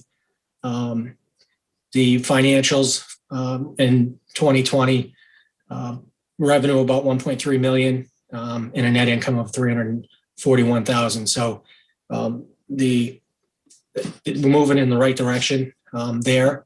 We're also able to hire a telecommunications director and add 2 field technicians. And we did increase the bandwidth capacity by 60%. Next slide. So this shows the revenue by sources. Residential, which is green, that works out to be about 1.2 million. The commercial in blue is about 198,000. And the municipal is about 300,000. And then we do have some other revenues that are shown there. It's about 154,000. That includes installation fees. And you can notice that the installation fees, we had rolled them in other areas before, but in 2019, we started breaking those categories out. Next slide. So the forecast for 2021 is revenues just shy of 1.6 million, net income of $323,589. That's a little lower than the previous year, but we also are adding, another network engineer, and we hired the 4th telecommunication technician. We also in 21 are buying a 3rd bucket truck. This one's a truck, not a van. Gives us a little more versatility. And we're increasing vendor diversity to support up to 10G and creating redundancy. So we've got a lot going on there. Next slide. And so this is the net income. And the green is the total revenues. And the yellow bar is the expenses. And then you have the net income with the orange line.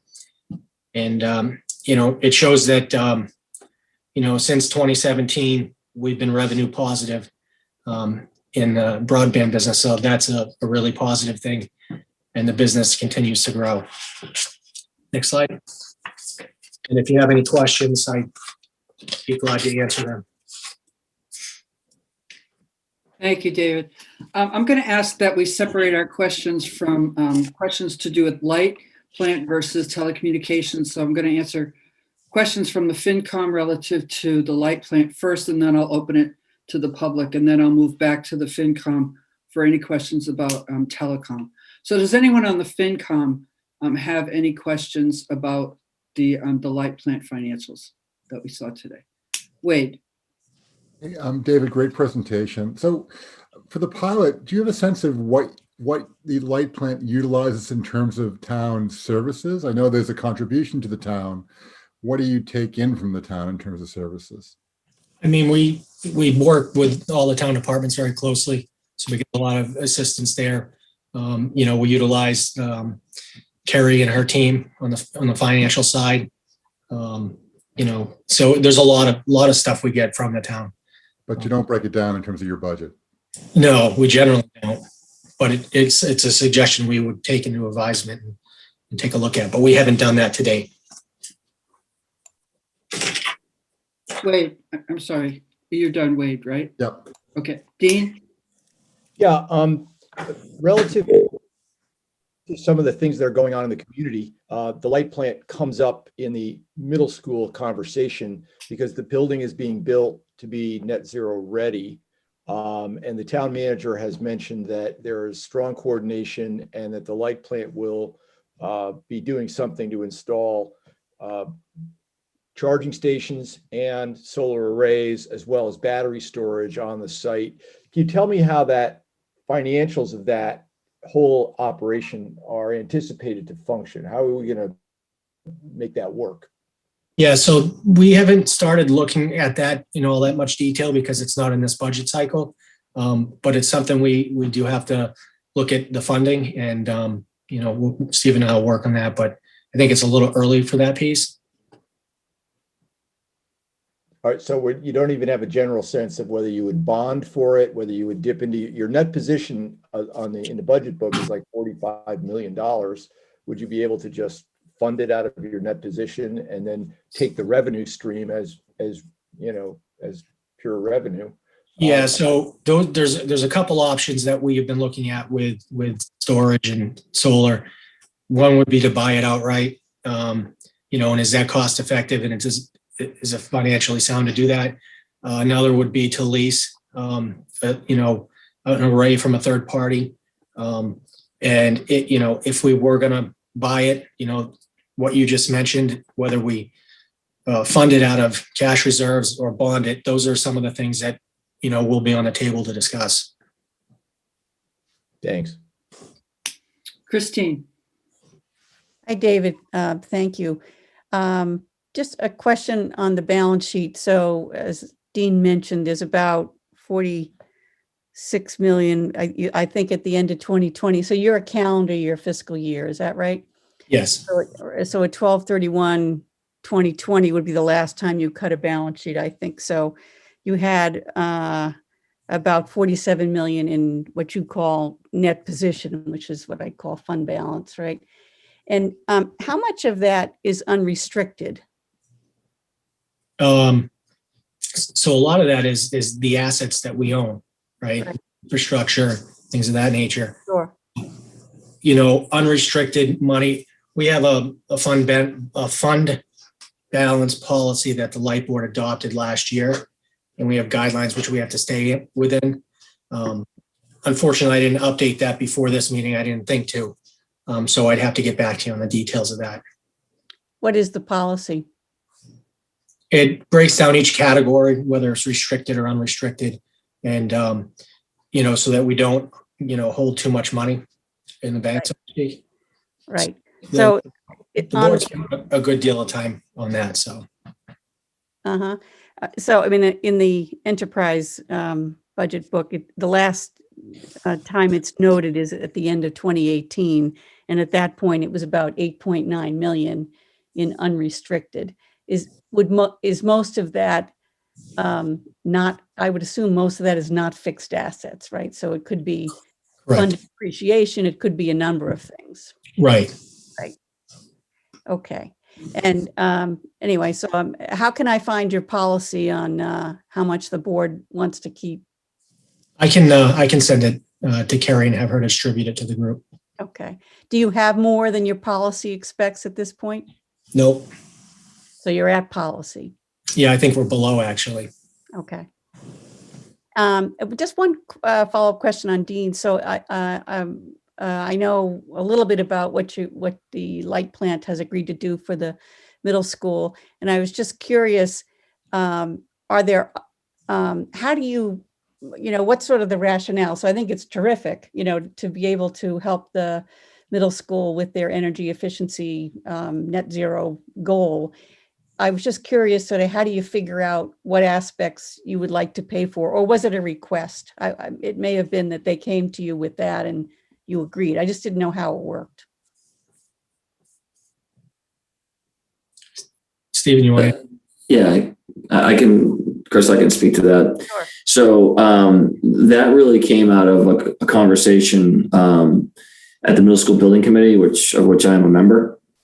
And so it was there was a lot of discussion about net zero, and to achieve net zero, you have to have solar on the building. And as I think Dean can attest as the observer, there isn't really room in the project budget for solar, and it really isn't a school.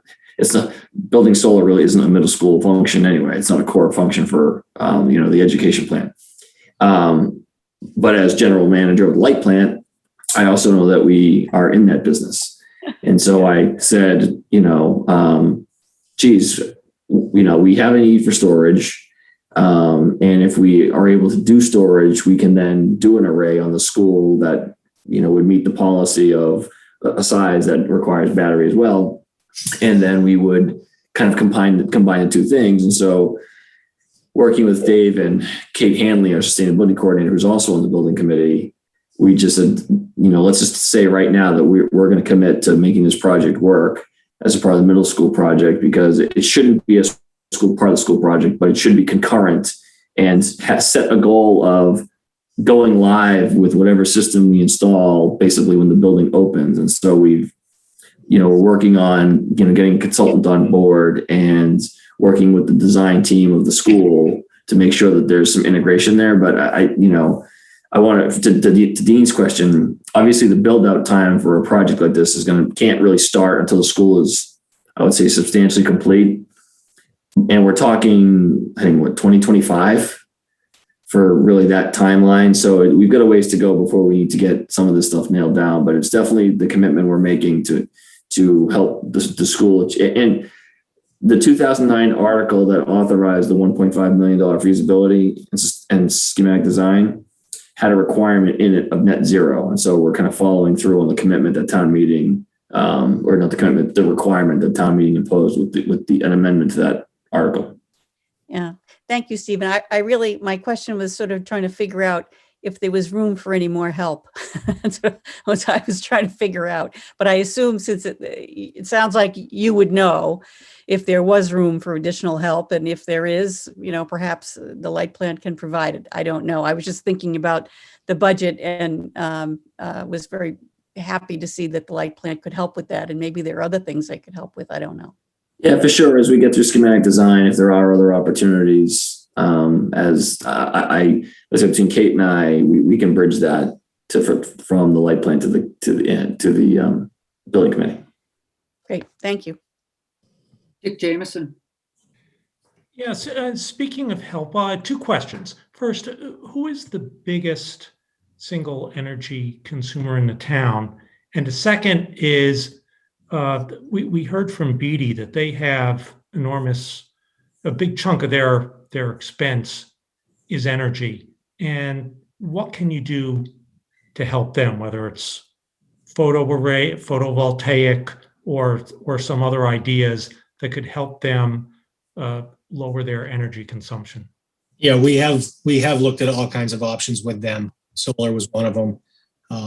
There's some challenges along the way with that, but we have been working with them over the years. Now, in terms of our largest customers, we have two large customers, both in the commercial side of things. One's the hospital, obviously, and another one's 300 Baker Ave.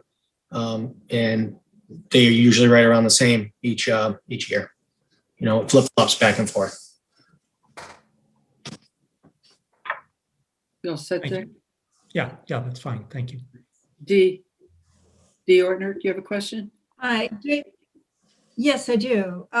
David, on one of your slides, you talked about your underground fund and that you're going to be burying the line on Thoreau Street between Sudbury and Walden. And I'm wondering, are you doing this in conjunction with either sewer or water improvements, or is it just a standalone? That particular one is a standalone. When Public Works is, going out to do a road, they coordinate, ask us if we want to get involved, if they're doing water, drainage, that sort of thing. We've done that in a few locations when the fund was healthy and we could do that. And unfortunately, it doesn't always work that way, because when we get done with these projects, the fund will be depleted, and it takes about 3 years to collect a little over $1 million. And that's the amount of money that it takes to do 1 mile of road.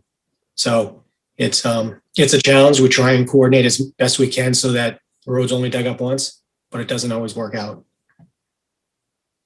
Well, let me ask you one follow-on question. With the amount of traffic because of students driving to school, do you anticipate a project like this to take place over the summer? Yeah, they generally take place. That would generally take place in any season. Summer obviously is the best time on busy roads for us because it's easier to maneuver. But we've done. Yeah.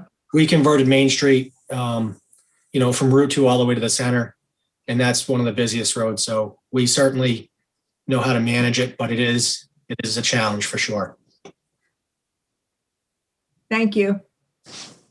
David, I've got a question or two.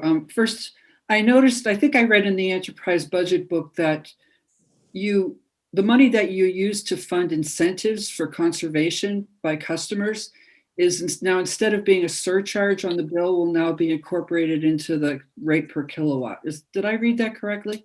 You did. The board voted to change that because they feel that that's part of our core services. That's right. So, so then I'm wondering, do you think that makes more money available to you for these types of incentives? So, the surcharge that used to be there, we collected about, $100,000 annually. Yep. And if you look at the details in our budget book, we spend anywhere from $400,000 to $600,000 a year. We were funding it anyway through the rates. Okay. That was really the reason for the change. Okay, good. Thank you. You're the only company I know who actually pays customers to not use your services. It's kind of ironic, isn't it?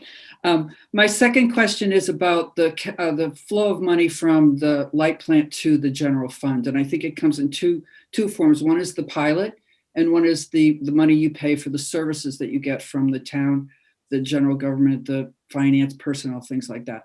So the pilot, you mentioned that there's a very complex formula that you come up with for that, but I didn't understand the formula, but I do know that in FY21, I think the pilot is less than FY20, even though you're making money in FY21. So can you explain why when you're making more money, your pilot is less? So it's the formula is based on the kilowatt hour sales and the last audited financials that we have. Yeah. And then you multiply that by, 0.00275. And that's how you come up with the number. So even though your income was higher, your kilowatt sales were lower? Well, it depends on the year of the audited financials. So for this one, we used 2019 because 2020 is not completed yet. So that's generally the way it works. And that's where the variation comes into play. Okay, and then going forward, as far as the money that you pay for the services that you get from the town, how are those rates established? Has that been looked at in a while to get a better feel? I mean, are those rates fully loaded costs for the services that you're getting? And maybe this is a question actually for Carrie. I don't know if you know the answer to that. We haven't really taken a hard look at those in a couple of years. So, it might be time to do that, but Carrie would be better suited to answer that question. Carrie, are you here? Mary, she's moving locations. Okay. Then I'll ask her when she comes back. Okay. Any other questions from the FinCom? Great. Okay, I'm going to open it up to the public for any questions related to the light plant. And Christine, what do we have? Do we have any questions that you can ask on behalf? Yes, Mary, there is. There is. I see. You're like a mind reader. Go ahead. We have one question. Does CMLP have targets for the % of service to be put underground over time? I mean, ultimately, the goal is to have the whole town underground. But that's a lengthy process. It's going to take a lot of time. There's a couple obstacles there. There is the amount of money we collect under Chapter 166 of the general laws to underground, the sheer cost of undergrounding, and then the amount you can get done in a year. So we don't have necessarily a percent to get done in the next 5 years, but we know we have about 7 miles of conduit in the ground already waiting for wires. So it's a big lift. Thank you. That's it, Mary, on light plant. We have some questions waiting on broadband. Okay, let me open it up to the FinCom. Does the FinCom have any questions for David about the broadband service? I want to return just for 1 second. It may relate to the broadband and to the undergrounding. Go ahead. My question is, what kind of leverage do we have to remove light poles when undergrounding has been completed? So currently all the utility poles in Concord are joint owned between CMLP and Verizon. And so if we go and convert a road to underground, it would require Comcast and Verizon to do the same, and then we could remove the pole. So Verizon does not have revenue like they used to from the Chapter 166 collection because, they've lost a large amount of their customers because they just people don't have phones in their houses anymore. And, so their revenues are way down. So to answer your question, even if we convert the road, meaning CMLP, you stub pole there with a Verizon line on it. So we just don't have any leverage to, Not really, because they just depleted their underground fund converting Cambridge Turnpike. So we have not a lot of leverage. Okay. All right. I have a question about broadband. And do you have a plan to eventually get all residents in Concord broadband? Or will there always be some people that just never have it? So there's some roads in town that don't have conduits that are underground. It represents about 5% of the town.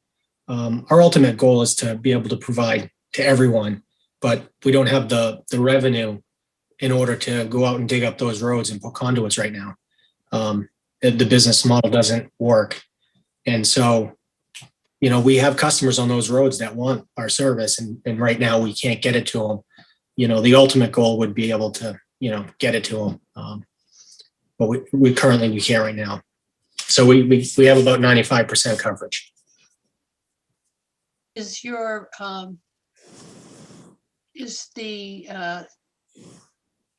Concord Light broadband competitive, less expensive, more expensive than the alternative? It's competitive. We haven't increased rates, but we have increased what you get. So, we increased bandwidth, but didn't increase rates, and customers like that. And it's competitive. It's a little bit of a different model than, say, Comcast, because we don't provide TV content and phone. It's strictly internet. That's the difference. But the service is good. And no complaints from people in the town versus what they had previously? We don't get a lot of complaints. I'm not going to say that we haven't gotten any, but generally our customers are satisfied. Okay, thank you. Andrea, you have your hand up. Go ahead. Yeah, going back to the light pole, we haven't had a Verizon service in many years. The pole is right across the street from us on Willow Street. Who maintains that? What if there's damage? I don't know if anybody on the street has Verizon. Yeah, so all the streets north of Route 2 are set and maintained by Verizon. All the poles south of Route 2, the light plant sets and maintains them. So that's kind of the way that joint ownership works right now. So if I believe you would be in the Verizon set area. Off Thoreau Street. Yeah. So if Thank you. Kathy, can you raise, Kathy? Do you have a question? yes, Can you raise your hand, please? sorry. Go ahead.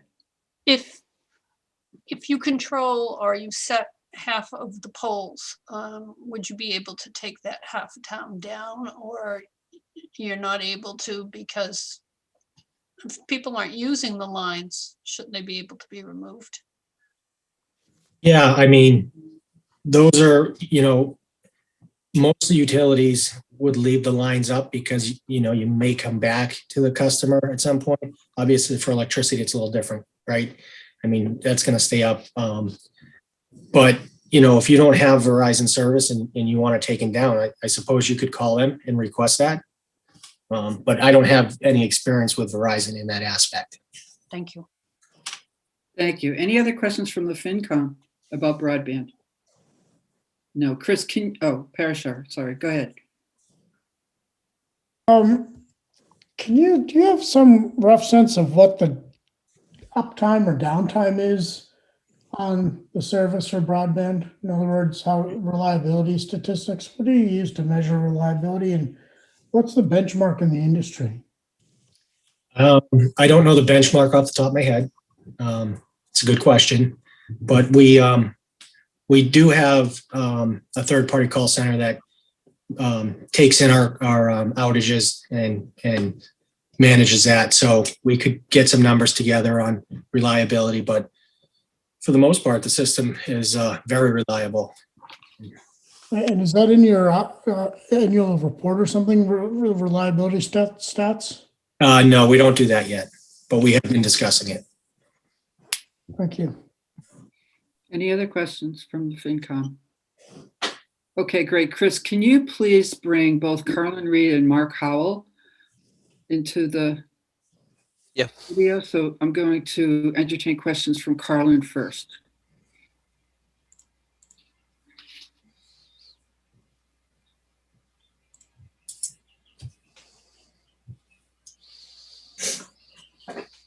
Hi, Ms. Reed, you were on the panel. Great, thank you. As soon as I get a video, hey, there we go. Hi, I had a couple questions, and when I rejoined, of course, it disappeared. The questions I had regarding broadband, and all of them stem from the enterprise budget book, and I'd referenced some pages on there. On page, let's see, on the revenue page, I think that's on page 46. There's a mention of 153,000 from other. What was that particular reference to? Do you know? Let me take a quick look. Let's see what that is. No, it's on page 43. It's under the 2021 proposed revenues, and the category is 153,926. Looks like it's 10% of your operating revenues for 21. Just wondering where it's going to come from. Yeah, I'm just getting to the page. Okay. At 43, Carlin? Yes, page 43. And that's the text page, not the internet page. Okay. It's under Light Fund Telecommunications Revenues. Carlin, if you click on the Q&A, you'll see your written questions at the bottom. Actually, when I was promoted to the panel, it wiped it out. So I'd seen nothing at this point. I'm hoping you folks can see it. I can see it. Would you like me to? So if you need help, sure. I can read out your questions. Please read my questions to me. Okay. Well, I'll let you. So the first one, well, I'll let maybe David respond to the one you've got, and then I can read you the others. Thank you, Christine. Appreciate it very much. Matt, do you know what that reference is to? Yeah, I can answer this. there's a few de minimis amounts, but the two main ones, there's 101,000 for M&J income. That is stuff that we bill out, services we provide, like for customers that want to come in, and we do that. And then there's about 50,000 for installation fee. Okay, that makes sense. Christine, this is going to sound kind of weird. What was my second question? Well, the first question was on page 46. Oh, right, the peel-off. PILOF. Is that Yeah. 1.35% or 1.5%? Please verify calculation. Right, and I was trying, that's the payment in lieu of franchise that goes to the PEG Access Fund. Of course, I'm interested in that. By the way, Carlin Reed, 83 Wits End. The calculation there on page 46 looks like it's 21,391. That's actually 1.35% of the operating revenues of 1.579 million. Is there a calculation change, or am I not seeing where it's properly calculated? Because I thought that was supposed to be 1.5, which boots it up about another $2,000. Just verify that revenue is my recommendation on that, unless there's something I'm missing on that one. And then you went on to say, also, can you describe a bit more on the broadband goals and long-term plans for Acton Regional Emergency Services Plan? Right, that's on page 40 of the Enterprise Handbook, under the goals for calendar year 21 and under the long-term plan. So you've got something about the Regional Emergency Services Program with the town of Acton. What's the broadband connection with that? So they're looking to connect to our broadband system for a regional dispatch center, I believe. And that's what that's referencing. Okay, so that's part of the dispatch program that we've heard about it from the select board. All right, do you have a time frame for that? I can speak to that. Okay. Sure. So we are in the process of working through some requirements for our next round of grant funding, which is the development grants.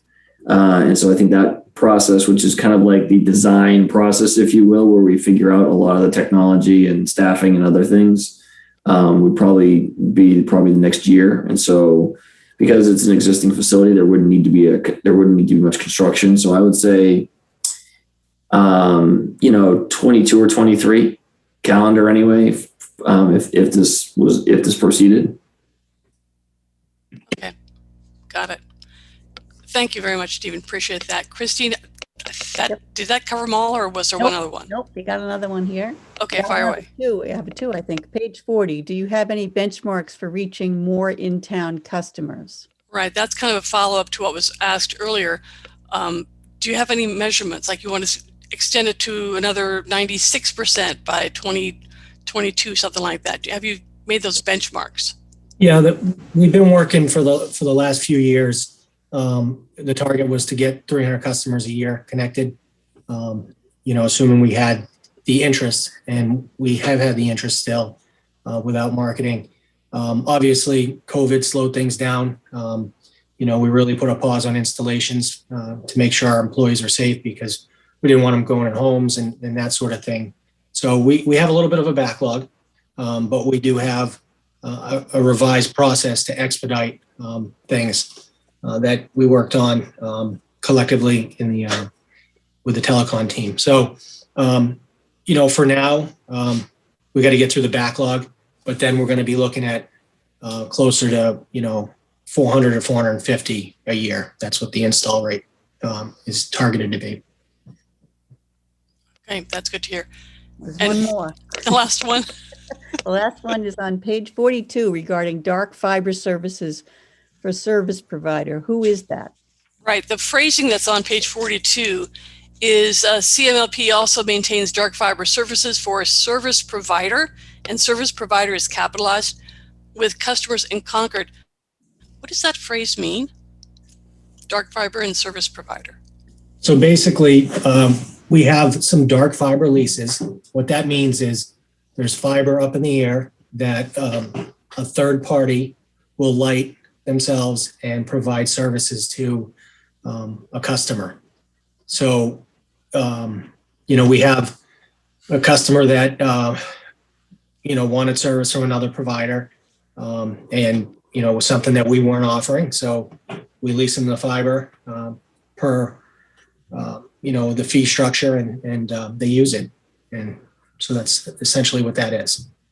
Okay, and those revenues are reflected in the revenues for the operating for fiscal calendar year 21? They can be. It's not a huge number, though. It's kind of insignificant. Okay. All right. Thank you, David. And thank you, Christine. I appreciate that very much. Sure. Thank you, Carlin. Okay, next up is Mark Howell. Mark, would you please introduce yourself and give us your address, which we should be doing right from the Sure. beginning? I'm Mark Howell. I live at 668 Nurseneck Hill Road. And Christine, I think maybe if you mark our questions as answered or answered live, they might come back, because I had the same experience Carlin did. It makes it possible for us to see what's been answered since we rejoined. Okay. But I had 3 questions. You mentioned the electric replacement on Barkus Farm Road and Wright Farm Road. I believe that's a conduit undergrounding project, and I wanted to know whether the conduit was going to also be laid in for broadband at the same time, and enabling the potential expansion of the service to there. Yeah, so Barkus Farm, the conduit is installed, but for both of those subdivisions, when we redesigned the electric, we also designed a conduit system for broadband. The important thing to note there is that will be conduit to the curb. So there's that last piece to get to the home where, conduit would be needed. But yes, it is designed, and one subdivision's built, the other one is going to be done this summer. Okay, so that's consistent with the policy of trying to extend the broadband service at the same time as the electric service going forward. Correct. Yeah. My second question, you kind of partially answered it while you were talking to Carlin, was about subscriptions and new subscription rates. And I was just wondering whether you might be able to just, quickly run through how many new subscriptions were installed in 2019, 2020, and what the plan for 2021 and 22 are. So 2020, we were up around 200 installs.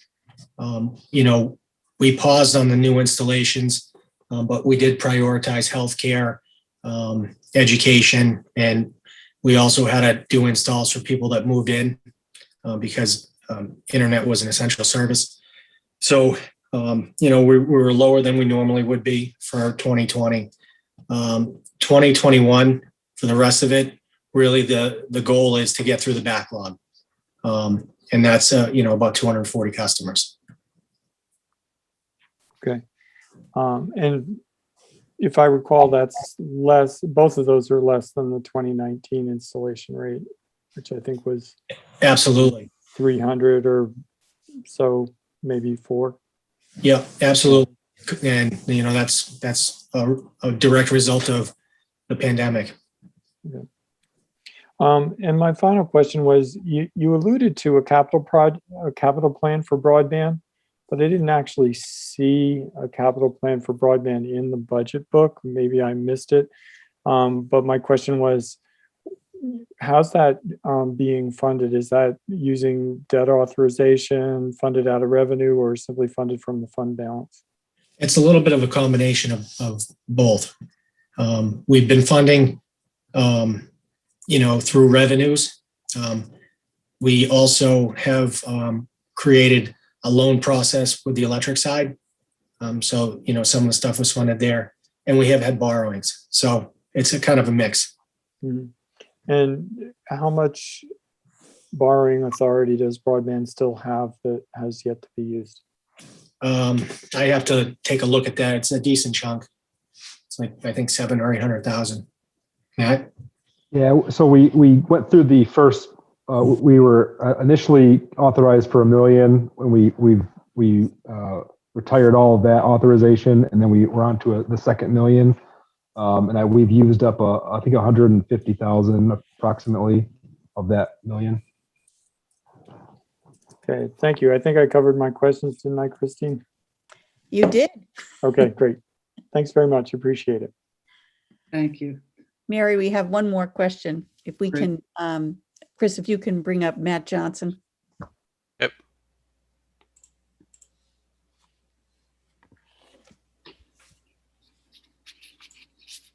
Mr. Johnson, you're on the panel. Okay, can you hear me? Yes.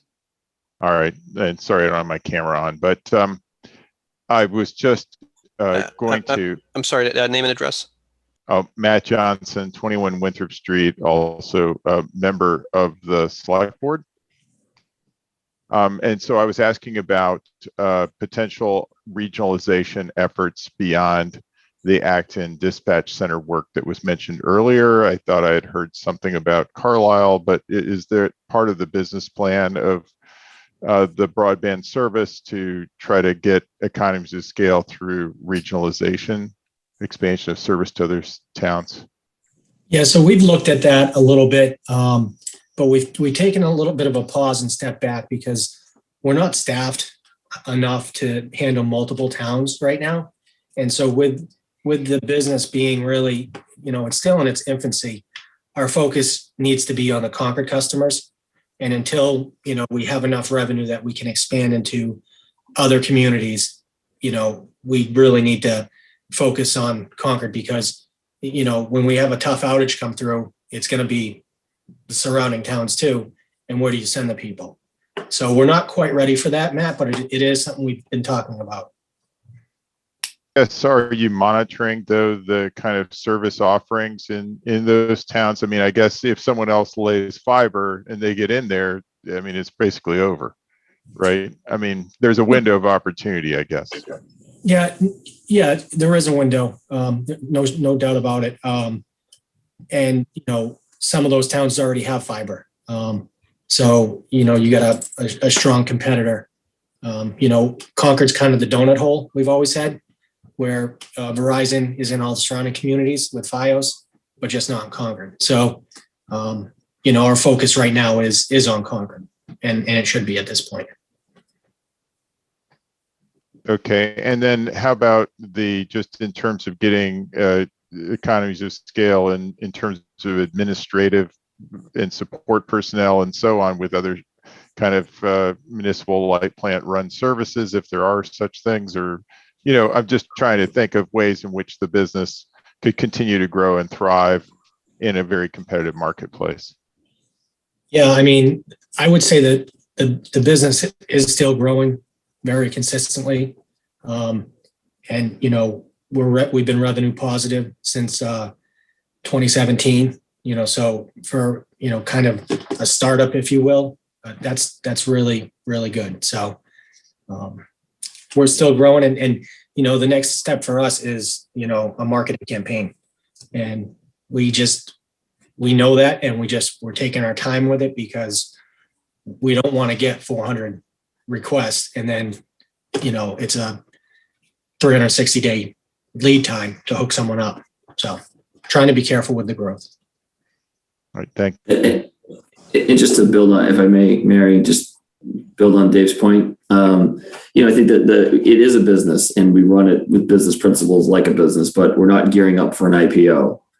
And so I think the focus is really on making sure we reduce or limit exposure on overhead expansion, to make sure that the growth in overhead and the growth in revenue kind of stay. We always want the growth in revenue to kind of stay ahead of the growth in overhead, but we're not going to have a massive expansion and then go try and grab a bunch of customers. We're trying to have it be a little more iterative.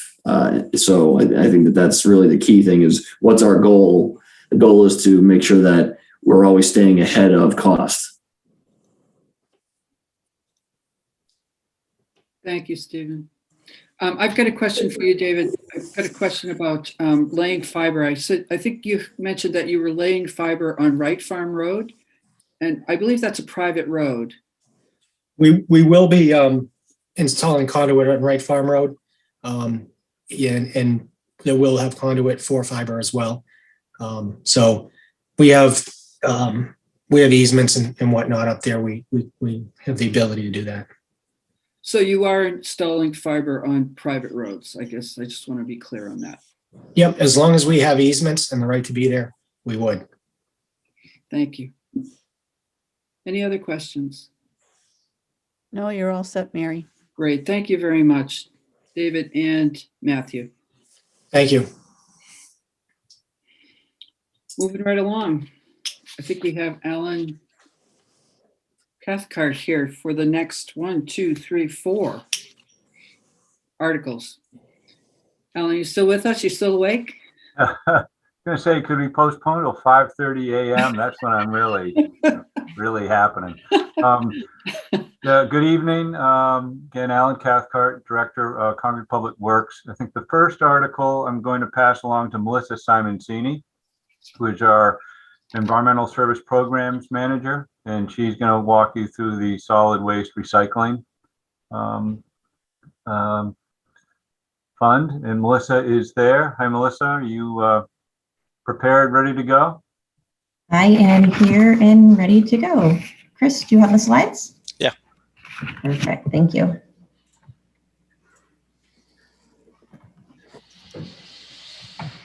All right. Good evening, everyone. Thank you for sticking with us tonight. My name is Melissa Simoncini. I think Alan already introduced me. I was rejoining. I'm here to present the solid waste disposal fund expenditures. You can go to the next slide, Chris. Article 21 authorizes the town manager to use cash on hand in the solid waste disposal fund, along with the user fees for FY22 to operate the town's pay-as-you-throw curbside solid waste and recycling collection disposal program. Next slide, Chris. And as many of you know, the curbside program is almost entirely rate funded, with just a few programs funded through smaller grants. While trash and recycling is not technically an enterprise fund, it operates much in the same way. So we'll just kind of basically go over the program and its funds for the year.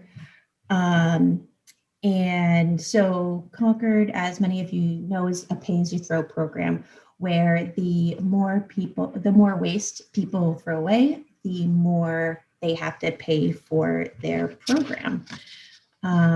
Next slide, please. And this is just a general summary of how much waste we throw away over the years. And the general trend here that you see is that as the number of our customers has increased, such has our trash and recycling tonnage. Overall, we have a very good recycling rate of about 39 to 40% over the years. And you'll notice lately that, the proportion of our recycling tonnage over the last, handful of years has gotten a little bit smaller. So that's not a bad thing. What that really means is that the packaging that we're receiving is actually getting lighter weight, less plastics. And also the fact that many people don't receive news media in paper form anymore. Most people consume it in a digital manner. So that's pretty good. We're actually better tonnage-wise than our neighboring communities. We throw out per individual about 500 pounds less than our neighboring communities because of the pay-as-you-throw program. The other what did I want to say? I don't remember. We'll just go on to the next slide. So here you'll see we have our rates for the last 3 fiscal years. Our most recent rate for FY22 was approved in February at the PwC. This rate is a larger increase than we normally see. We've been about 5 to 8% over the last 10 years. But this rate coincides with the fact that the recycling markets have changed, and that we're venturing into a new long-term contract over the next year or so. This represents about an approximate 10% increase, which is partially funded. If we put the full rates onto the consumers, it would have been about an 18% increase, but we're able to use some of our fund balance, about $190,000 or just over $100,000 of our fund balance to decrease the rate increase for this upcoming fiscal year. And our tags and stickers stay the same for this upcoming year. Next slide, please. But, just like the light plant, we are, we still want to be competitive. So if you look here, you'll see the purple line is FY22 and the orange line going across the top is all of some of the different competing services in town.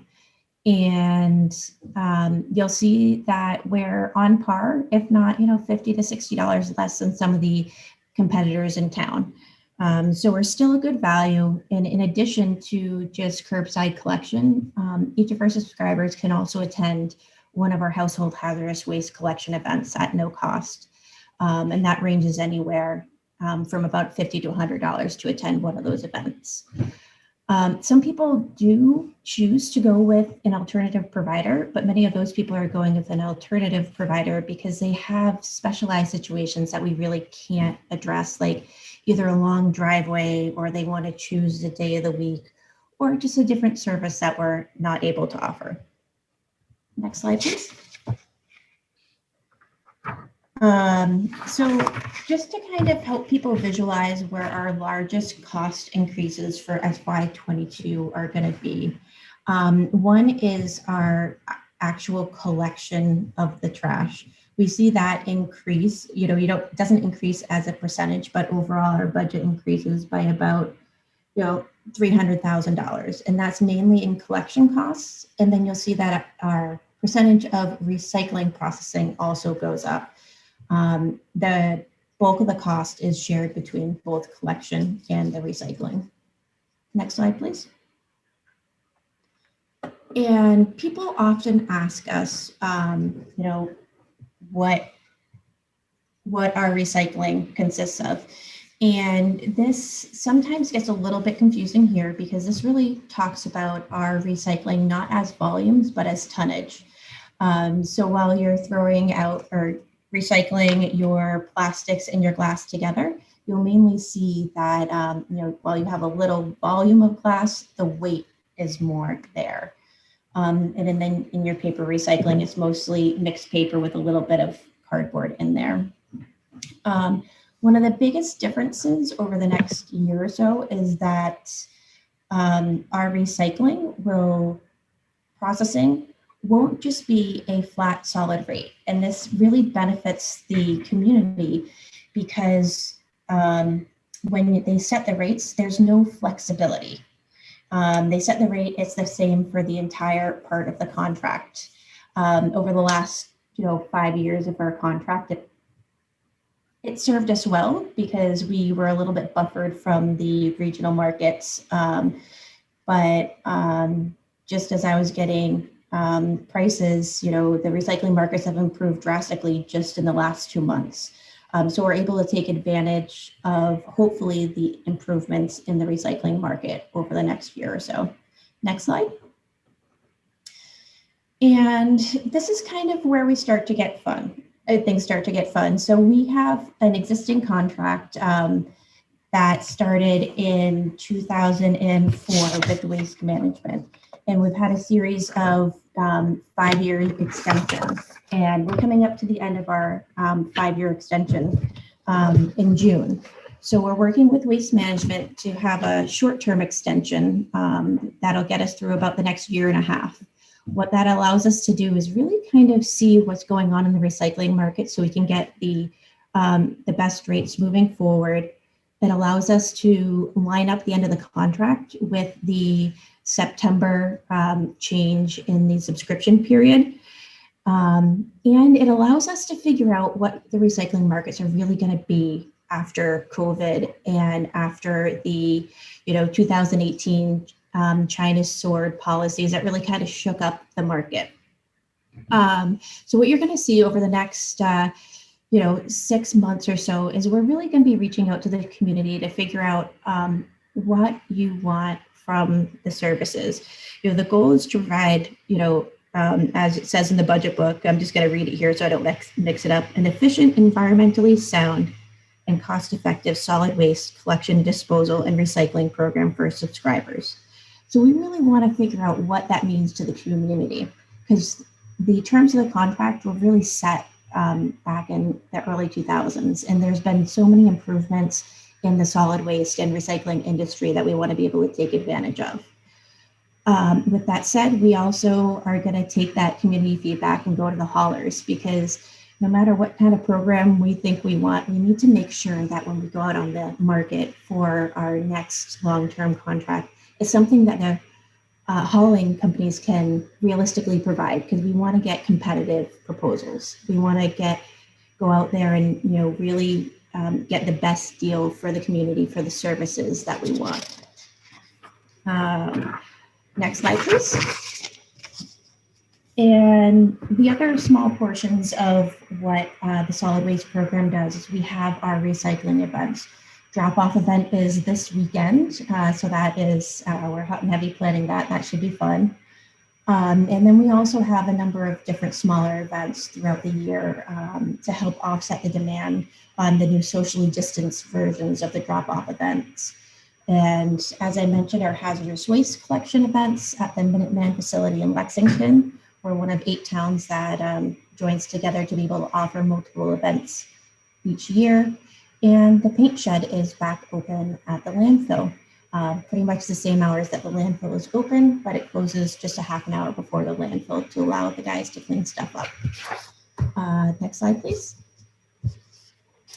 And the compost site is open, and I would say the biggest change from last year is that we're not worrying about the resident stickers. We had a resident decal program for about a year and a half in hopes to make the admission process a little bit easier. But we chose not to proceed with that this year to allow for social distancing, and also it was a pretty time intensive program to administer at the beginning. Next slide, please. All right, and I know I went through that all very quickly. So I'm happy to take whatever questions people have. Thank you, Melissa. That was very efficient. I learned a lot. No problem. Do I have any questions from the Finance Committee? I have a question from Dean. Dean. Simple question. You're going to go through a process of talking to haulers and, organizing a set of services. We subscribe to a product called Black Earth, which is it's a curbside pickup of household compost. And if you could add that service to the mix when you're renegotiating, I think it would be a great add-on. We've had great success with it. They come once a week. All of our table scraps and everything, from chicken bones to everything can go in that bucket. So it's fantastic. And it in terms of the total weight that we have in household waste, it's a healthy component of our household waste total tonnage, so to speak. So thanks. Absolutely. Great point, Dean. I think it's something like 24% of our solid waste, it is organics that can go into commercial composting. And so we're definitely looking at ways to incentivize and promote curbside composting as we move forward. Thank you, Dean. Parashar. So I now have one question. I was kind of curious when that was going to come up, because I thought there was some notion of doing a pilot. But the sooner the better, I think, in my opinion. I agree with Dean. But my other question is, what is China Sword? Very good question. So in early 2018, most of our recycling used to go overseas to China. And so in early 2018. So this is the notion of China not accepting American garbage anymore. Thank you. Correct. Good. Thank you. It really was a percentage of cleanliness for recycling materials that effectively limited what recycling they would take. So it was, I think it was more related to recycling materials, but I just want to clarify, sorry. Thank you. Anybody else have any other questions from the Finance Committee? Okay, I'll open it up. Christine, do we have any questions from the public? No, we do not, Mary. Great. Okay, thank you very much, Melissa. Thank you for your time. Appreciate it. So Alan, who do you have queued up for the sewer system? So what I'd like to propose, if we could go to Article 24, and I'll take it's the water system Absolutely, go ahead. expenditures. And I'd like to go in the order of water and then sewer, primarily because 95% of the town is served by municipal water and only about 30% by sewer. Chris, is it all right if I take the screen? It's all yours. All right. So I am going to share this from the beginning. Okay. So the water system expenditures follows in the footsteps of 1974 annual town meeting establishing the water fund. Its expenses for water systems are covered entirely by user fees. The water sewer division is responsible for managing the day-to-day operations of the water infrastructure. And this allows the town manager to direct and control all the fees and user fees and special service fees collected to manage this fund. This is an unusual year, and I'm going to talk some themes that I think the community needs to understand, and there are some fairly significant implications as far as the cost of service. One of the biggest drivers we have is regulatory compliance. And I think this year more than any is sort of a wake-up call to the water supply industry in Massachusetts as well as the nation. But we are guided through state regulations. I'll talk a little bit about PFAS at some point here. We have federal regulations as well. The cybersecurity issues are a significant component of sort of the quality of service and reliability of service that we're looking into, as well as there's been revisions in the lead and copper program. So the point being, we're a regulated utility, and increasingly so kind of every year. We also are here to serve our customers, provide satisfactory quality water and reliable water. You can see from some of the previous surveys, for the most part, our customer base are, very satisfied, or at least somewhat satisfied. We are responsible for managing, unlike Dave Wood and sort of the municipal light plant, we are responsible for controlling and pumping, the sources of water that come locally. So it's a finite resource. And what you see here is a trend over the last 10 years as far as sort of the variability year to year as far as the total demand of water. And you can see it varies, and it's interesting that we sort of had a nice kind of reduction, in 2017 to 19, and we spiked a little bit in 2020. It's sort of interesting, kind of share, kind of the stories of what we see and why. The infrastructure, about $23 million worth of assets. It's fairly complex in that it's a mix of groundwater supplies. If you look at these red dots, you can see those. These are individual sources of supply. We've heard a lot about Nagog Pond over the past year. This is over in Littleton, Acton. We have 2 storage reservoirs, one up at Anersnack, one at Pine Hill, and about 134 miles of water distribution pipe. That's all buried, primarily, follows, for the most part, under most of the streets that we have in town, and a number of hydrants as well.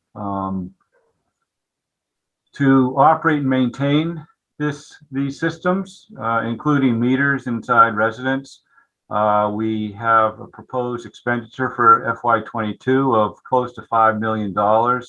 I think the pie chart here gives you a pretty good representation of where those expenditures are incurred. Depreciation is a fairly significant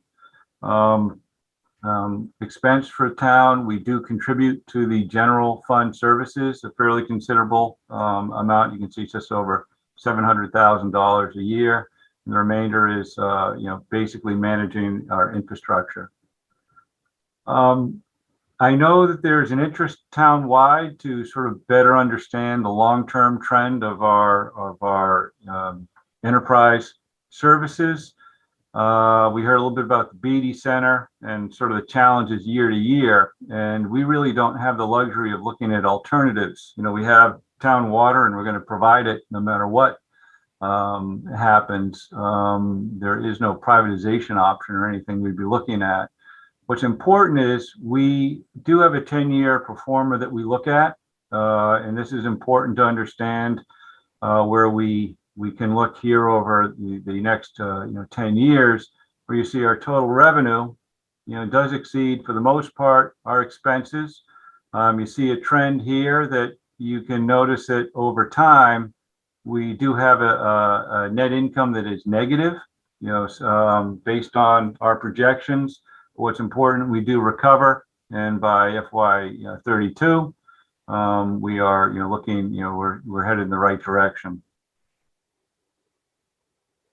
A lot of the significant expenses we look at year to year are the capital improvements. The most notable ones anticipated for FY 22, we are looking at about $6 million of improvements. NAGOG continues to be sort of first and foremost on our immediate horizon. We're in need of putting a surface water treatment system in place.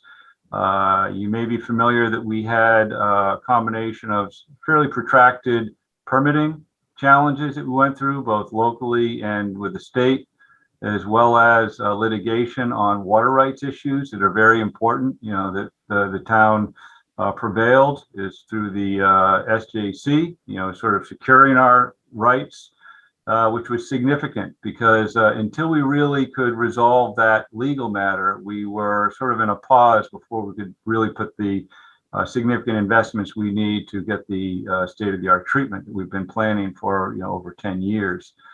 We also have a line item here, PFAS mitigation.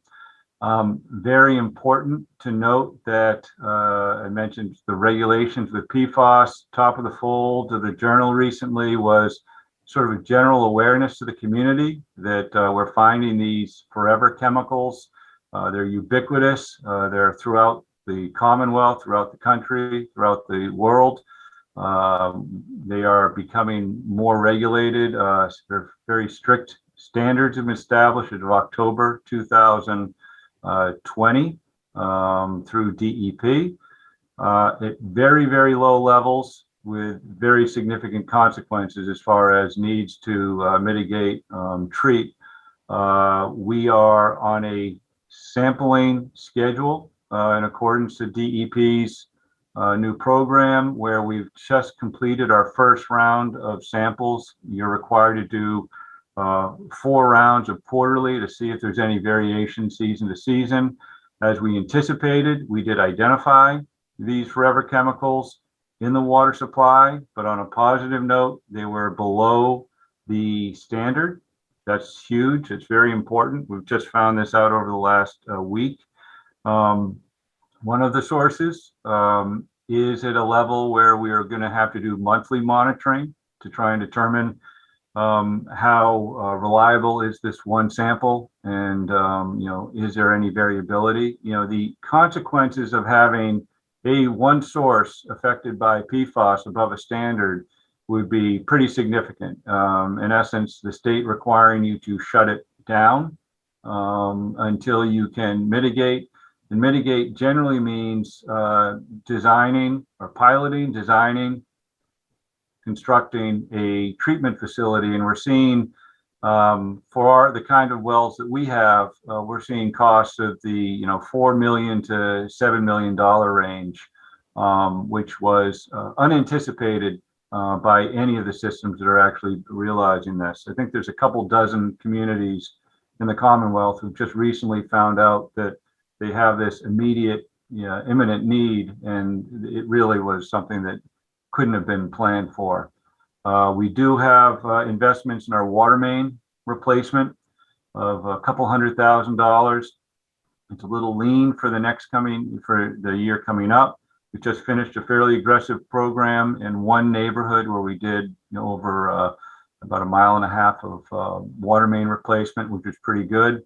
We have a Nurse-Nack Hill Reservoir slated to be, was going to be done in FY21, but given some COVID challenges and some competing interests with an intake replacement we're involved with over at NAGOG, we opted to defer that until the fall. So that is scheduled. We have a contractor in place. We're ready to move on that. And as Dave Wood had mentioned about the meter reading upgrades and technology, we look to dovetail some of those opportunities the light plant's looking at with smart meters, system-wide. What's most important is, again, this 10-year horizon on where we're going to be spending significant capital. And I want to sort of point this out where there's always an interest in our what we have in reserve. And we've known in anticipation of some significant investments with water treatment, primarily at NAGOG, that we needed to sort of have a fairly healthy cash reserve. What you'll see is the kind of light lime green is our beginning balance for each fiscal year. You see the capital plan is the blue or teal, and then you see the yellow, which is debt that's going to be incurred. And I sort of highlight with a capital plan, the next 5 years, this area here where we're looking at $5 million or more is primarily attributed to what we anticipate investing into water treatment. And this is to comply with state and federal standards. We know we have the green light now to proceed with NAGOG treatment. We're going to be moving earnestly in that direction by looking and finalizing the design of NAGOG in 22 and proceeding with construction that's going to sort of go over a few fiscal years. We also have an allowance for 1, potentially 2 PFAS mitigation needs. And because we're in the middle of assessing, we believe we need to have that money available. If we need to pull the trigger, it'll happen pretty quickly. I will say that some of these costs can be potentially mitigated. We just found out that we've secured a state revolving fund loan for the filtration facility at NAGOG. This is a very big deal because with all the federal stimulus money and what they're looking to do for investments in infrastructure, it's likely that anything creative done, for each state is going to go through this, SRF program. It's in place, and we may be looking at an opportunity not just to get a low interest, 2% loan, but there could be potentials for 0% loan or principal forgiveness or something like that, which is actually very timely for us. But the bottom line is, as we look over this 10-year plan, when we start getting away from the water treatment investment, you'll see there's still significant investment out years in 28, 29, 30. What we're looking at here is finally getting to the point where we believe we'll be investing with 130 miles of pipe, the distribution main. We should be targeting somewhere about 1.5% replacement. The life cycle of water main is somewhere between 75 years and 125 years of age. We have a lot of aging infrastructure, and I think we are literally, with where we're headed with our capital investment and our proposed rate increases, we're really going to have a situation where we can look at sustaining the needs for Concord, not just short term, but into the long term, as far as a plan that's no longer deficient. I've always been a little bit concerned about the level of investment on our distribution system, but we're looking at, if we can get that up to $1.5–2 million a year, that's a mile or two of main, and that'll be very important to keep pace with where we need to be for replacement.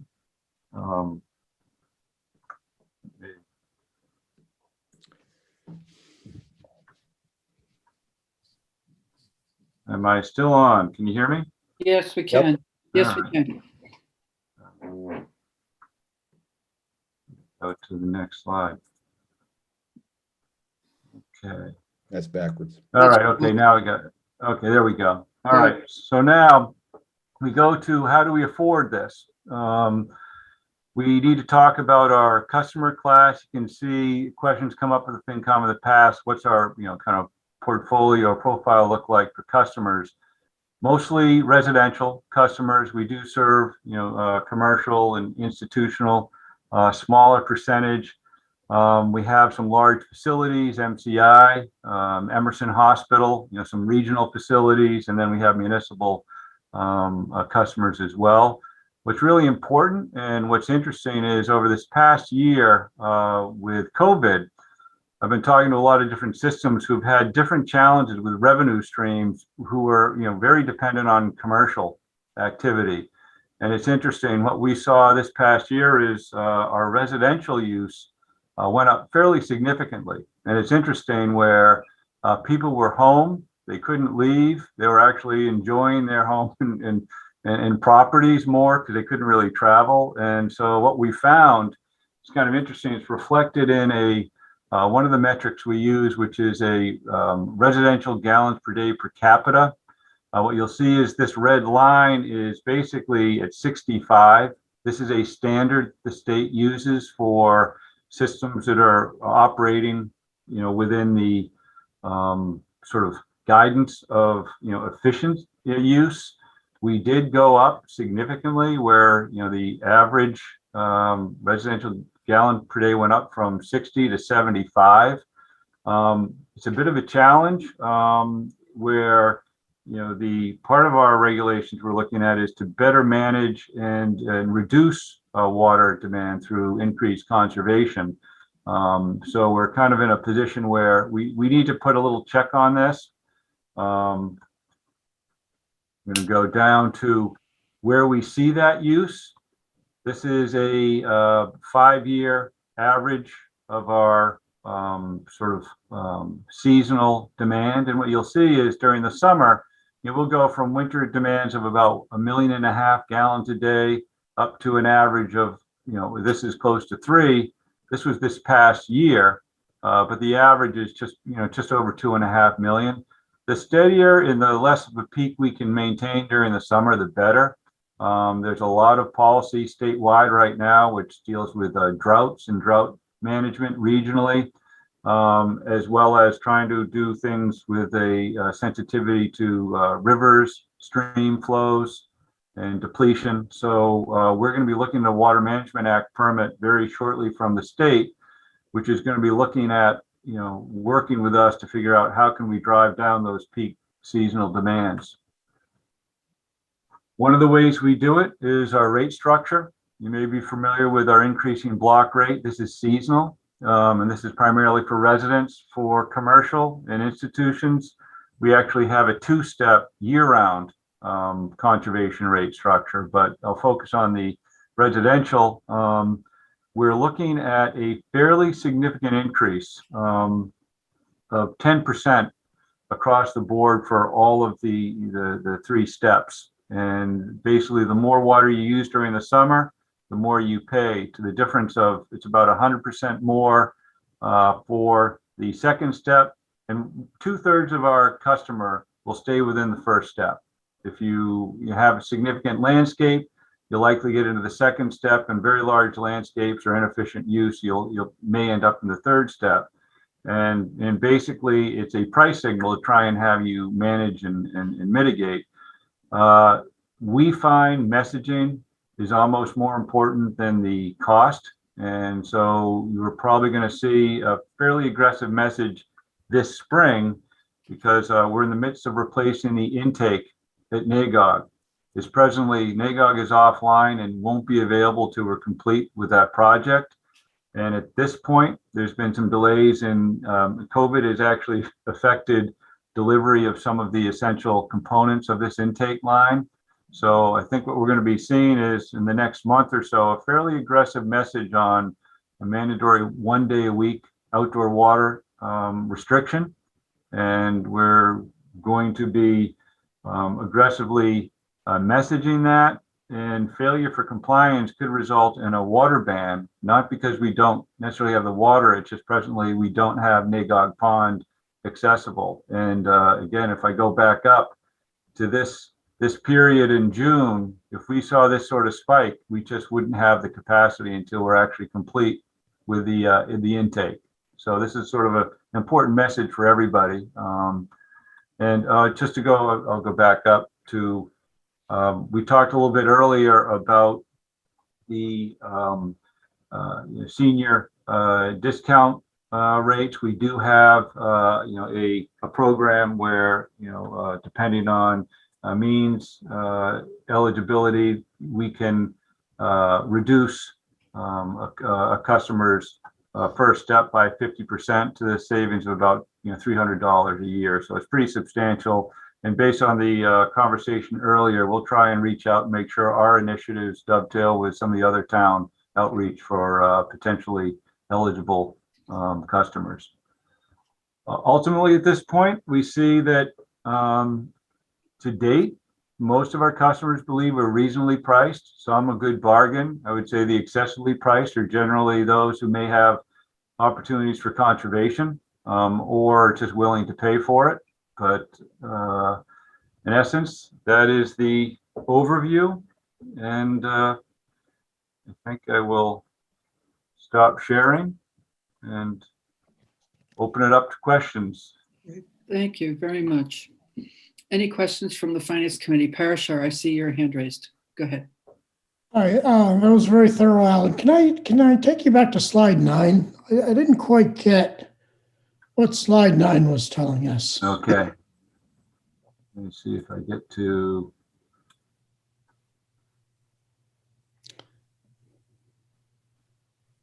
Tell me where I'm 9. I have. Keep going. Right here. Oh. Here we go. Okay. So, yep.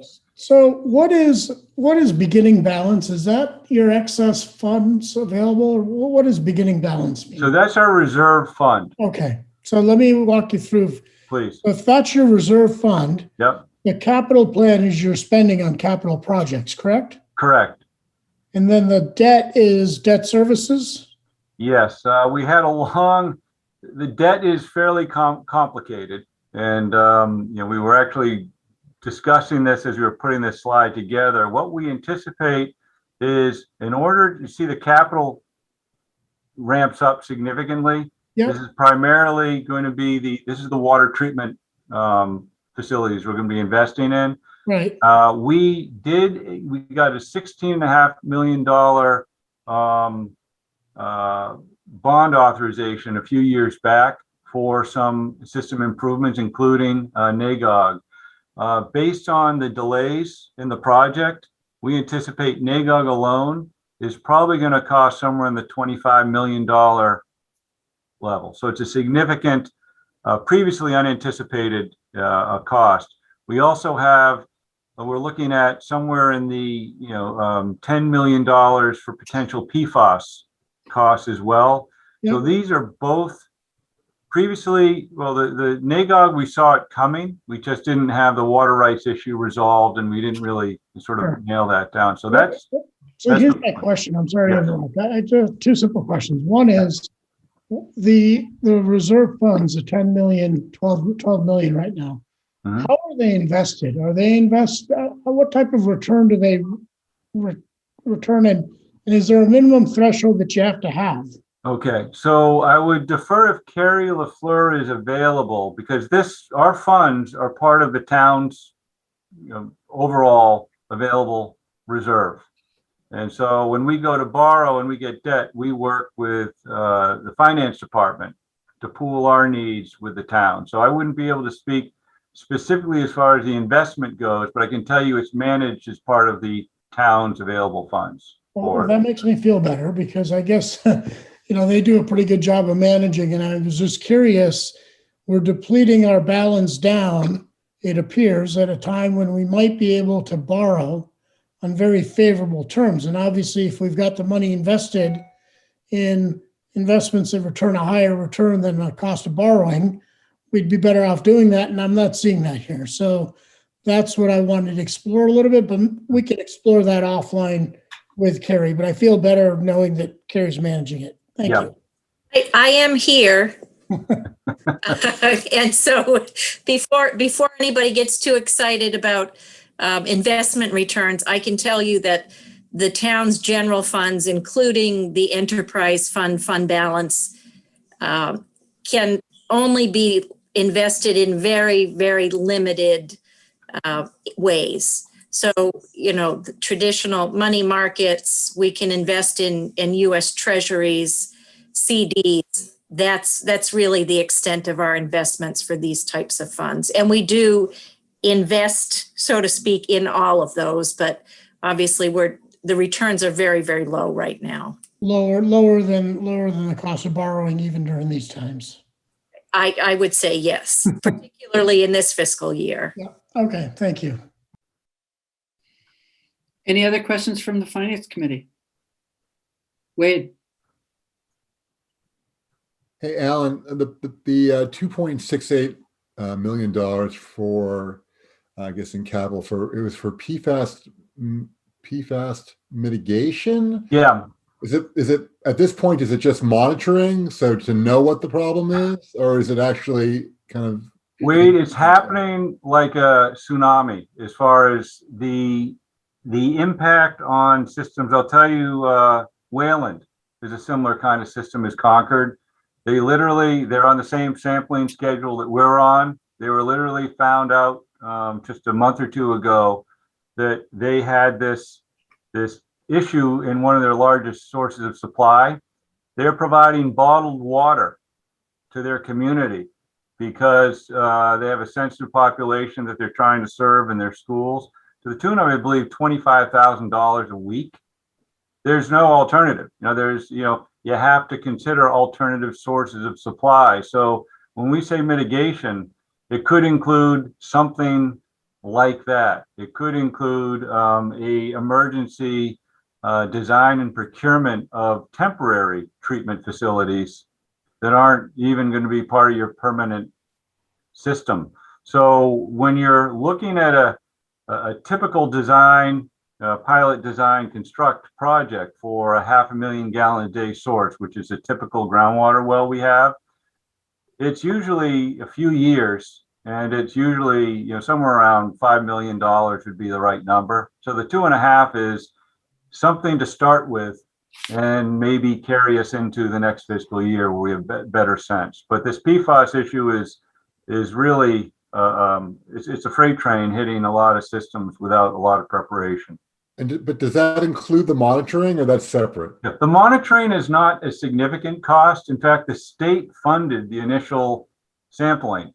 We'll pick up the quarterly sampling going on, but costs aren't significant. We're talking thousands of dollars for monitoring, maybe tens of thousands. I've heard of up to 40 for some systems, but the big money is in the alternative sources of supply or emergency procurement of treatment facilities that would be installed, expedited and not necessarily permanently at a source. We needed it. So if a red flag pops up, you've got money to jump on it. That's it. And we know we're moving with NAGOG. So as I said, the next 5 years, think about water treatment, water treatment, water treatment. And anything we can do to reduce that impact, whether it's the SRF funds or infrastructure funds through the federal government, we'll be working with Carrie very closely on what's the best source of funds. But we do have a good reserve, but people often wonder why. This is the kind of example of why it's good to have this cash reserve if we need it. And if a red flag doesn't pop up, does that money fall into your reserve next year? Yeah, it doesn't. It's available, and we'll recalibrate. That's what I said. This year is going to be a very important year for us. We have a lot of potential big dollar investments that we're going to iron out over the next year. Well, hey, Alan, question for you. Is there an education sort of plan for the community around this PFAS situation? How is that factored into sort of the budget? Is that budgeted in, or what's the plan? Because it strikes me there has to be sort of a cooperation between the residents, knowing maybe there's something we should be doing. Filtration systems in the house, does that actually work? Like how's that budgeted in? Is there a line item for that for you? Like what do you think about that? No, it's a great question, and that is, the messaging is huge because a lot of it's going to be putting it in context. What does it mean? What are the other sources? We are actually already working on some materials that we're going to be posting on the web. Again, we know it's in the water. We know it's in the environment. We know it's in products that we use daily. We know it's in foods. It's ubiquitous. So we're learning with other suppliers on the best way to message. We do have it. It's at concentrations that are lower than a standard. It's different because it's affecting a lot of communities in a pretty significant way. So you may be talking to, friends in other communities that are actually, dealing with this. So we had, at this point, it's general information that will be posted on the web. Once we get confirmation samples, all confirmation samples in on our first round, we'll report that, and that'll actually be posted at the state. The state has a database that they're maintaining almost real time. And what's remarkable is you'll see more and more communities starting to get added to the list. So, we are looking at, just general messaging for context. If it was above a standard, it would be a completely different kind of message. And it would be a little bit more of, sort of direct mails to all customers and notification. And then the issue as far as what are the alternatives, that would also be, I'm sure we'd have a forum of some sort. We have consultants on board who have some expertise in both the message, the toxicology issues, the design and treatment issues. We have them actually on board, ready to go if need be. Andrea, do you have a question? Yeah, I'm not sure how this relates, but there is a geothermal well going in next door to us. Has there been an increase in Concord for digging these wells, and how does that affect the general plan? Okay. So geothermal is another alternative for energy efficiency, and you do see more and more of this going on. Basically, they tend to be somewhat closed loop systems to some degree, but I don't think it's not something that is under the Public Works Authority as far as permitting. They'd be working with the Board of Health. Any sort of wells that aren't used for for potable and non-potable purposes or private purposes, the Board of Health would probably be regulating that. But it's not so much a water quality issue for the town's water supply. And with it's unrelated to PFAS, completely. I don't see a connection there, but it is something which is emerging as another tap into the water resources of communities, very much so. But I'm not sure as far as it's an adverse impact on the water supply. Thank you. Any other questions from FinCom? Okay, I'm going to open it up. Christine, do we have questions from? We do. So we have questions from Matt Johnson. So if he can be promoted. Chris, can you bring Matt into our video? Sorry, say again? Matt Johnson needs to be elevated. Okay, hold on.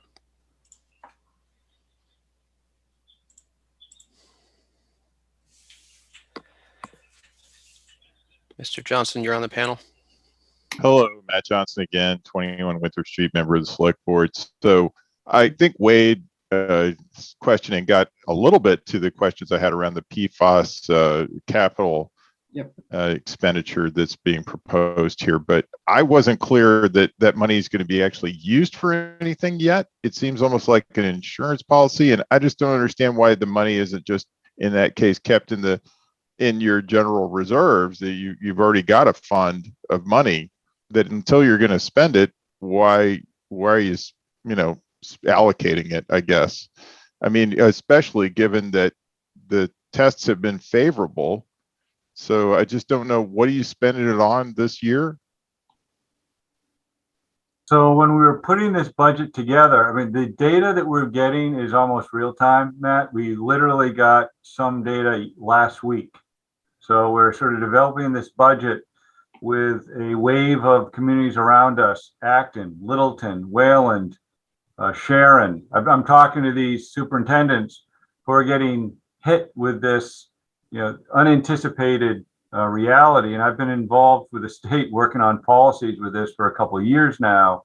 I know how fragile it is. And right now, I'm not very comfortable with one round of samples that we've collected, that we don't even have all the confirmation back yet on that first round. But we're talking about a contaminant that's being measured in parts per trillion. It's the first time I've seen something in drinking water at that level. And the question becomes, and there's increased concerns as communities are starting to share, stories of the state has a 20 part per trillion standard. And we're finding it ubiquitous in the single digits, and we found it in one source at about 10. And there's just not a lot of comfort that if we need to move, we really don't have much time to move on it. So the question would be, could we take money out in an emergency, or should we be planning on it? And I think a month ago, when we were starting to sort of develop our, trying to meet all these budget deadlines, the plan was we should have something available. It's not a complete, treatment facility, but it's there in the event we need it, because we'll be spending money quickly if we do need to go with mitigation. Yeah, and that's the other part of it, is that it sounded like it wasn't really an adequate sum to do anything, right? It's halfway there. It just doesn't, I don't understand, it's not a capital project. It's an insurance policy, and I don't understand why you allocate an insurance policy. Well, I think, Matt, if you don't, Mary, if I can just jump in. Go ahead. I think one of the things that we need to bear in mind is, the preparation of this budget document did precede the testing. But also, I think the big thing with PFAS that scares me is there's a limited number of, vendors, suppliers, engineers, consultants who will be able to help us develop solutions. And every other town is going to want those same people. And so I think the insurance policy, Matt, is having funds on hand to retain those services quickly, because we will be competing with other communities for those same services. And I'd rather have the funds on hand to do that than be coming for a reserve fund request to purchase bottled water for residents. Yeah, it's just that it sounds like now that we've gotten favorable results, it'd be great to let those other towns use those resources, because they've got a real problem on their hands. Yeah. Now we may need to eventually get back around to it, but maybe after that tsunami has passed on those other towns. But let me move to the next question, which is around the $25 million treatment expenditure for Nagog Pond, which I understand to be a seasonal water source. And so I just think about, well, is this a cost-effective source for our water? I mean, you look at, why am I asking this question now when we just fought so hard to secure that source? But it just seems like a really expensive seasonal source for our water, So, Matt, that's a great question. And believe me, it's been discussed in, sort of many, many circles. Nagog is only a seasonal source because 25 years ago, the town opted for a waiver for filtration, and with a plan that eventually we would set aside the monies for the full-scale, treatment that's required. But for many, many decades, it was the single largest source of supply for town. And in fact, a surface water source allows you to draw from it from a range of, we're looking at designing it from 500,000 gallons a day to 1.5 million gallons a day. because it's a bowl of water that is readily available. Our groundwater wells, we've been in essence overutilizing all of them for the past 20 years. I've been here for 25, and they are starting to fail. We've been over leveraging the groundwater, and you can only extract so much from the ground in any one day. And over time, you lose efficiencies from those wells.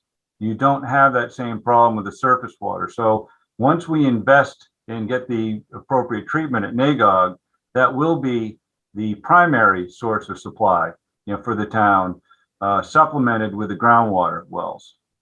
So there is enough inflow into that pond to take care of this? Yeah, this NAGOG pond had been used for more than 2 million gallons a day for decades, serving the town's interests. And over the 70s, 80s, 90s, the town started adding groundwater wells, to the supply. But NAGOG is just a superior source of supply because it has that capacity, especially as we talk about droughts and climate resiliency and that sort of thing. The groundwater wells just don't have it. And the regulations right now are increasingly targeting groundwater supplies as depleting natural resources. And we're, seeing more and more restrictions being imposed on groundwater supplies. We're going to see this come up in our Water Management Act, where we're going to be, we know there's concerns as far as summer use from groundwater wells in net August depleted watersheds like Sudbury, Assabet. So we kind of know this. So it's a good question. We've thought about it. There's a lot of reasons why NAGOG's important, and we can certainly offline too. I'll talk with you anytime, Matt, if you're interested. Okay. I'm still a little confused about how the economics work out. I'd love to see it sort of worked out on paper. Thanks. Mm-hmm. Thank you. Any other questions, Christine, from the public? Nope. Great. Okay. Alan, do you want to move on to sewer? Okay, I will, let me share sewer.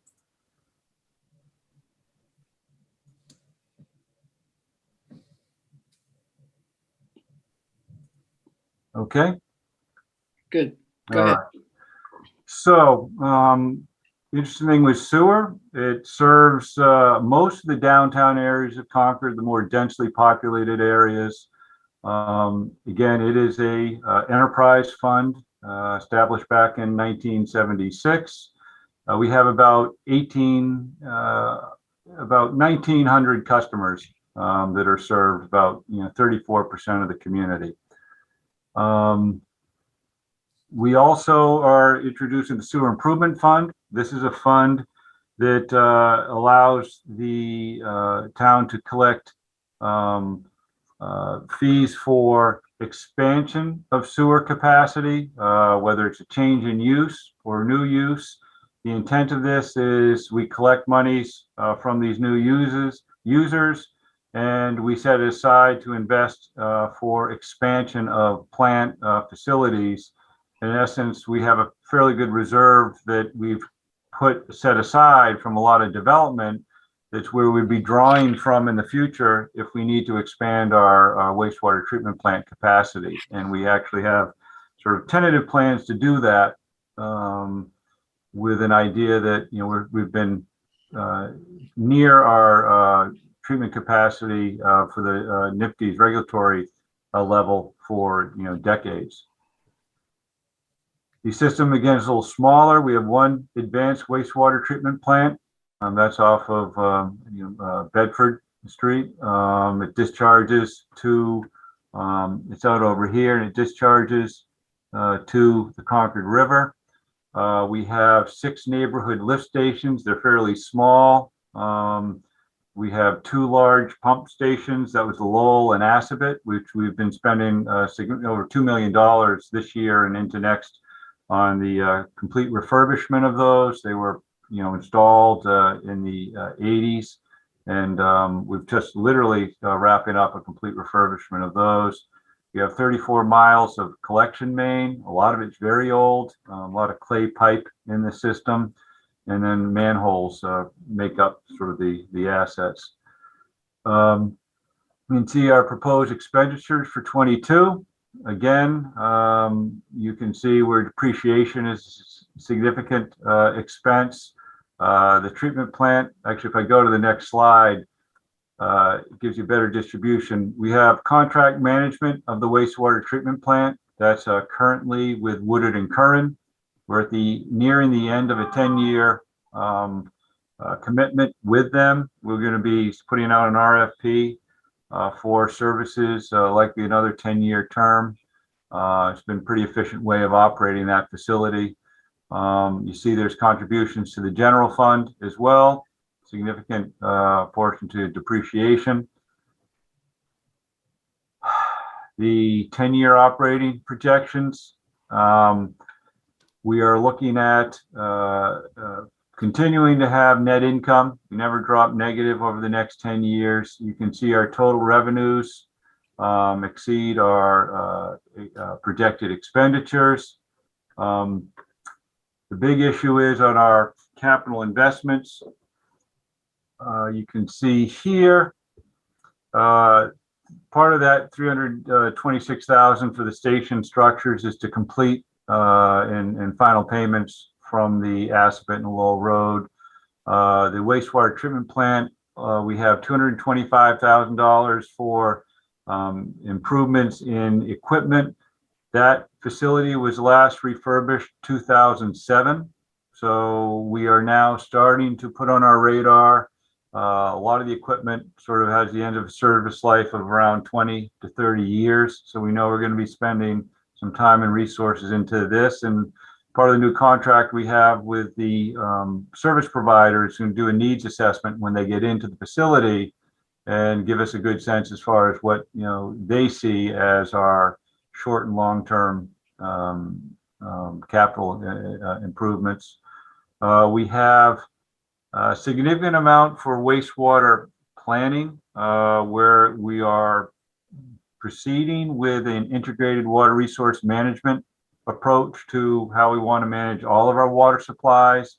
This is an important contribution to understanding town-wide what some of the wastewater needs are, and if there's alternatives and potential considerations to work with stormwater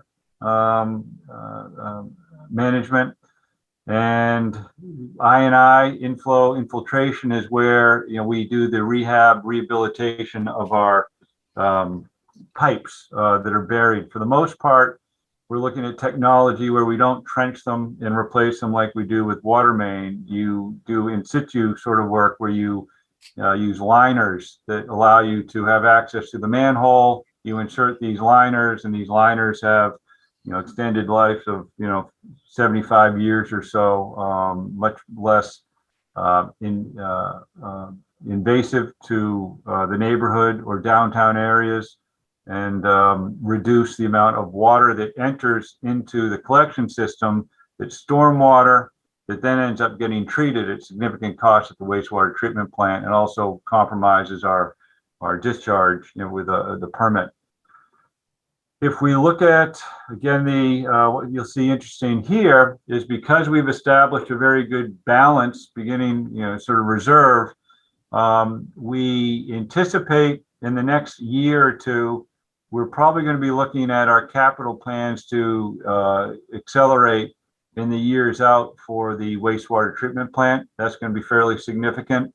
Right now, it's to be determined as far as when we're going to have that next level, and if it'll be phased over, year to year, or if it'll be one large project like we did in 2007. One thing that might drive that is our permits. If we get changes in quality in our NIPD's permit, we may need to look at additional treatment systems or components, if not just replacement. The adjustment for our resident and commercial customers is looking at 2% proposed, about 14 dollars a year increase. I didn't mention the typical water user. If I did, somewhere around $580 a year is a typical water use customer. For sewer, it's closer to 750. It's more expensive cost per gallon for the sewer management. Here's a assessment of the opinion of sewer service. Price. Most people believe it's reasonably priced. And I'm willing to entertain any questions on the sewer fund. I heard that big sigh you had in the middle of your presentation. As I say, I'm a morning person. I really am. You did a great job. Great. Any questions from the Finance Committee? Any questions from the public, Christine? No, Mary? Okay.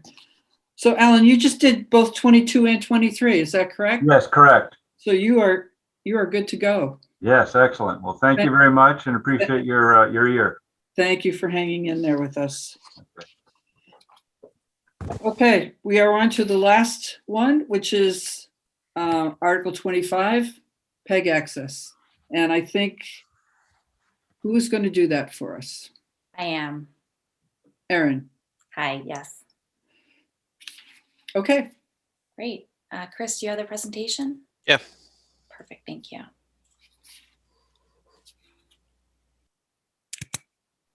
Great. Well, hello, everyone. Thanks for staying up with us. I know we're almost at 10:30, so it's getting a little bit late.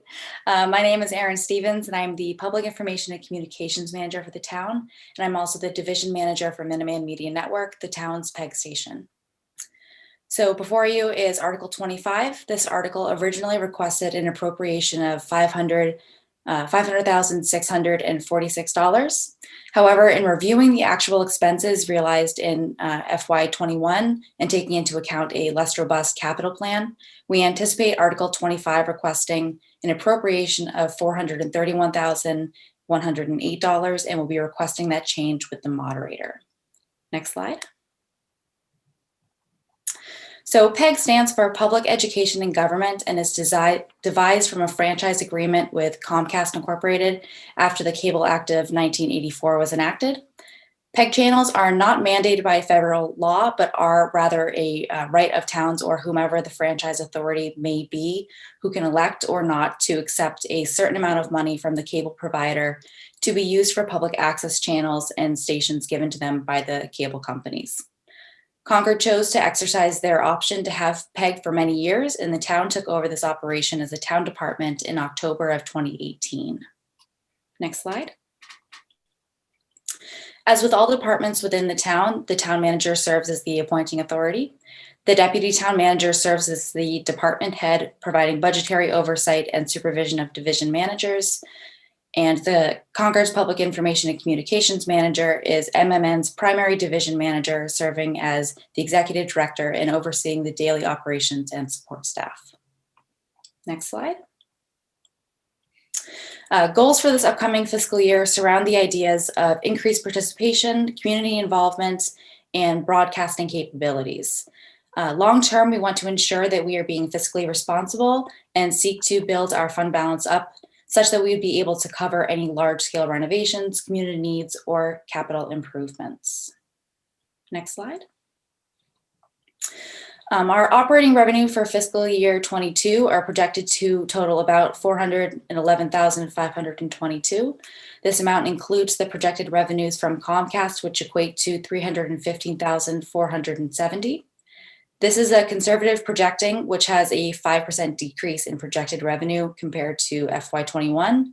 While we do not believe that this decrease is to be this substantial, we have been seeing a downward trend in Comcast receipts, which we contribute to the success of the Concord broadband enterprise and Concord citizens choosing to use other providers such as Apple TV, Roku, and other online platforms.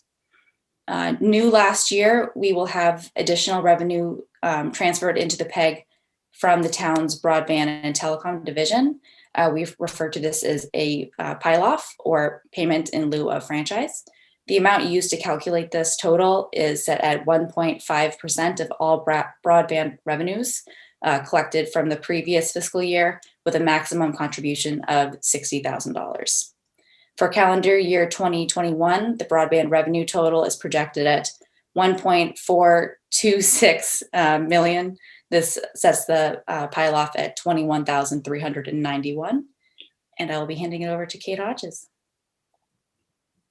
Next slide, please, Chris. Good evening, Kate Hodges, Deputy Town Manager. So the largest expense in the operation, as is typical, is personnel and personnel-related expenses.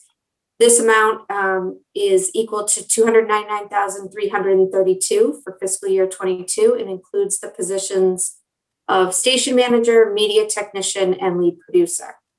The education coordinator position has been vacant for about a year, pending the rollback of the COVID pandemic restrictions and the reopening of the schools for the 21-22 school year. We plan to fill that position this summer. I wanted to point out one major change seen here, and that's in the supplies and materials line, which is highlighted in yellow. As you can see, FY21's allocation was $7,350, and this year it's $102,800.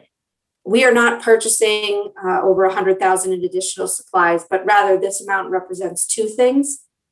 One is $7,718 in general purchase supplies, including tapes and discs and office supply type things and batteries for cameras, which is typical. But there is also $102,800 in what we are calling our capital outlay purchases. So in previous years, the capital plan was not necessarily called out specifically in these slides. It was simply taken from the fund balance as a separate budget in an effort to show the proposed actual expenses for the supplies, including equipment purchases and general upgrades to equipment that are in buildings. This number was adjusted so that it would be representative of everything that we're spending. Next slide, please, Chris. So to that end, on the right-hand side, you can see the proposed spending amounts in terms of capital, including repairs or replacements of equipment and other acquisitions to help increase both PEG participation and availability of hardware and software for members of the public. We're doing this in conjunction with the Public Access Advisory Committee. So this isn't money that we have to spend, rather money that we could spend and would spend under their direction. And certainly just serves as an estimate of what we'd like to explore. Next slide, please. So this slide shows the PEG fund's overall cash position. As seen in previous slides, operating revenues are estimated at $411,522,000.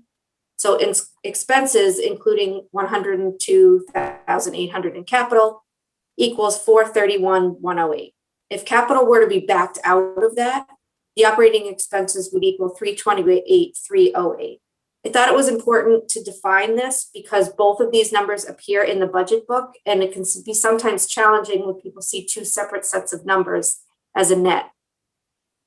Therefore, if we were only to spend the amount for the operational needs and either spend zero capital or underspend what we thought, we would see a net income of $83,214,000.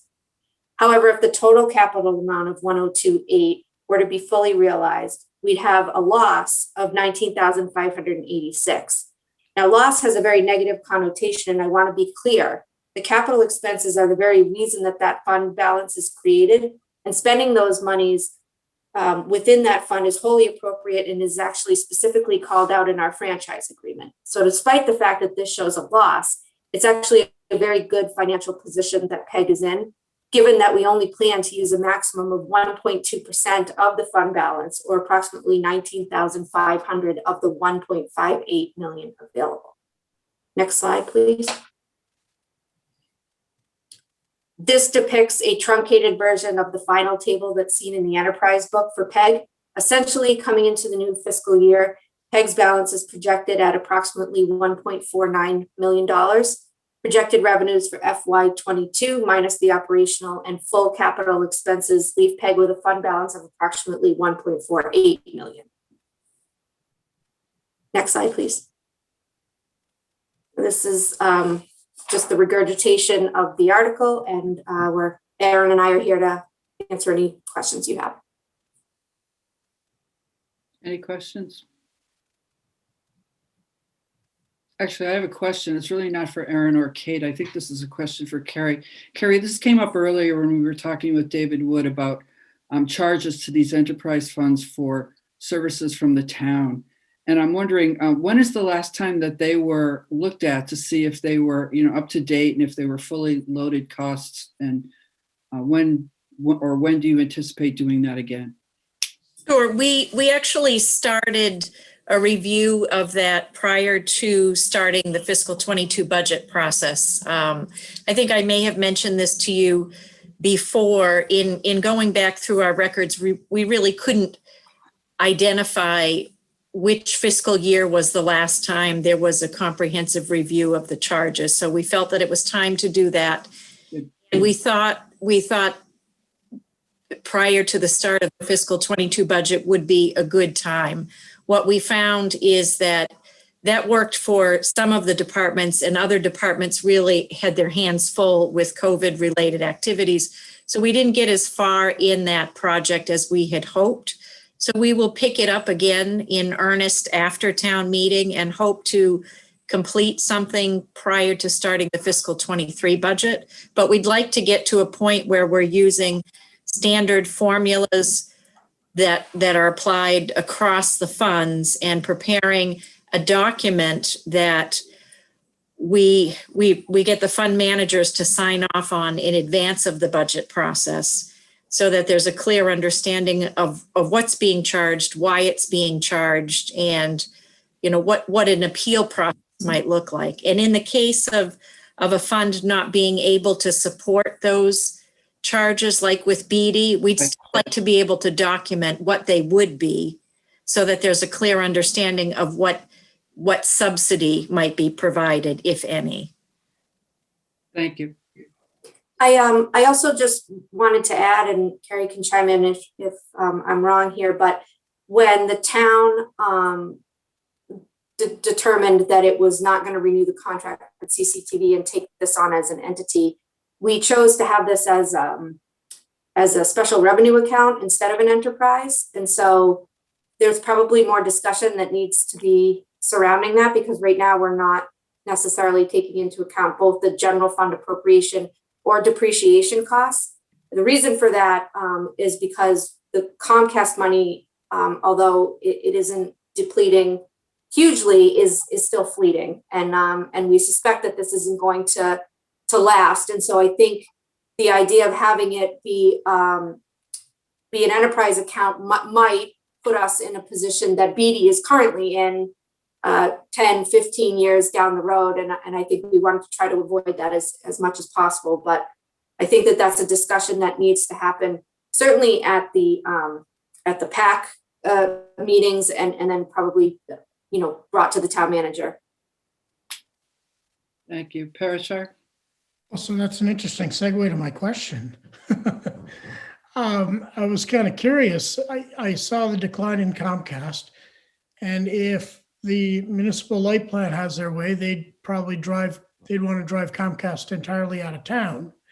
And yet did I hear that the pile-off amount is capped at $60,000 under the current agreement? That's correct. Under the current agreement. Right. And so I'm presuming that the agreement could be renegotiated. So almost light plant sort of picks up where Comcast continues to drop off. Yeah, I believe that's sort of something that we need to talk about as a community and decide, to what level do we want this? And communities all do things a little bit differently. We have the option of continuing as we have been, or simply doing the G part of it and outsourcing the P and the E, which is the public and the education, and simply just doing the governmental part. So I think, those are things that we need to have answered, and we need to, get the community's feedback on. And then from there, kind of talk about, well, how do we fund what the community wants to do? Yeah. And I guess the last question, are there communities, larger communities, maybe perhaps our size or larger, that don't have any of it? P or G or E? Yes. Yeah, absolutely. Quite a few. All right. Thank you. Mary, can I just, on this pile off. I think, and I'm actually going to give Carlin Reed credit for first kind of bringing the notion to my attention a couple of years ago about, and I think the thing to remember is that we haven't seen a significant drop off in franchise fee revenue from Comcast. I think what we're trying to do, when she mentioned that if we're in the business head to head on internet with Comcast, the potential for revenue loss was there. And so we came up with this, and I feel like I've invented some pretty clever acronyms in my time. Pile off is definitely not one of them.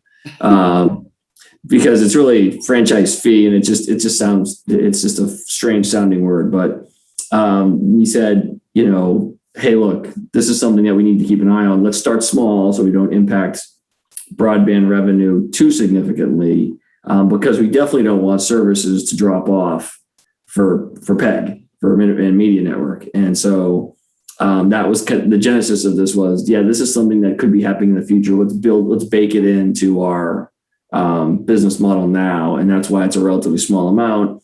We cap it at 60,000 just to have some exposure limitation.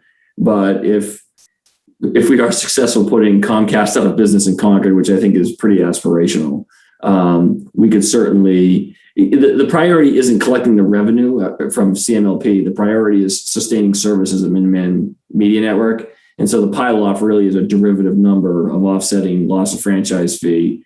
And as we see growth in it, the opportunity to expand services using broadband fee instead of Comcast fee is certainly out there. But it's just, this is the second year of it, so we're still working at it. Thank you. Any other questions from the Finance Committee? Okay, I'm asking Chris. Chris, could you please bring Carlin Reed into the participants? Yep. And then Christine, I think Carlin might need help from you to read her questions. Okay. Let's see. Where's Carlin? Miss Reed, you're on the panel. Okay, thanks. Carlin Reed, 83 Woods End. My apologies. I did not catch the last bit of that, but I don't think I need that much help this time, Christine. Okay. Because that's just one, and I actually wrote it down this time. Kate and Aaron, you guys did a really good job presenting your draft budget to the committee, and I appreciate that very much. I am reduced to picking nits on this. So you've done your job. And the only thing I have is this. It's the calculation of the PLOF. I figured out what my problem was. When I looked at the light plant's budget book on page 6, the light plant says that its calendar year revenues for 2021 is roughly 1.579 million.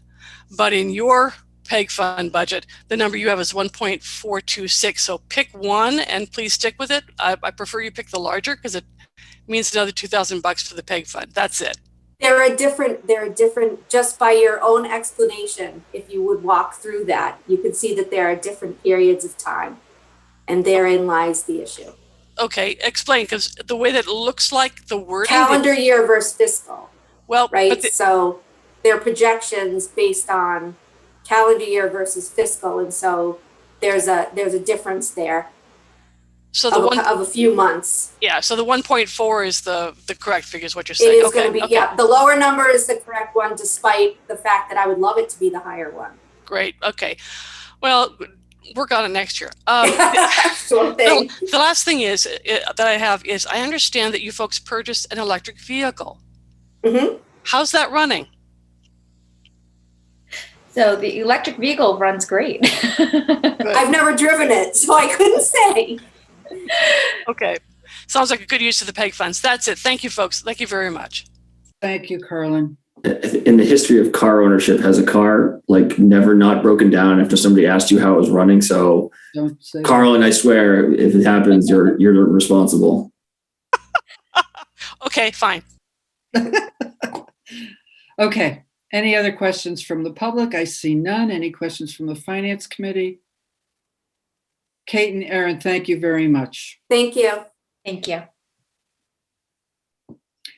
Okay, I would like a motion from the Finance Committee to close the public hearing. I move to close the public hearing. Second. I second. Great. I'm going to go around. Parashar Patel. Yes. Myself, Mary Hartman, yes. Dee Ortner. Yes. Wade Rubenstein. Yes. Kathy Coacolo. Yes. Ray Andrews. Yes. Dick Jameson. Yes. Christine Reynolds. Yes. Brian Taylor. Yes. Andrea Zoll. Yes. Dean Banfield. Yes. Phil Swain. Yes. Lois Wassoff. Yes. Greg Guriello. Yes. Great, it's unanimous and the chair so declares. Let's move on to our Finance Committee agenda. And I think if we just power through here, we can get on.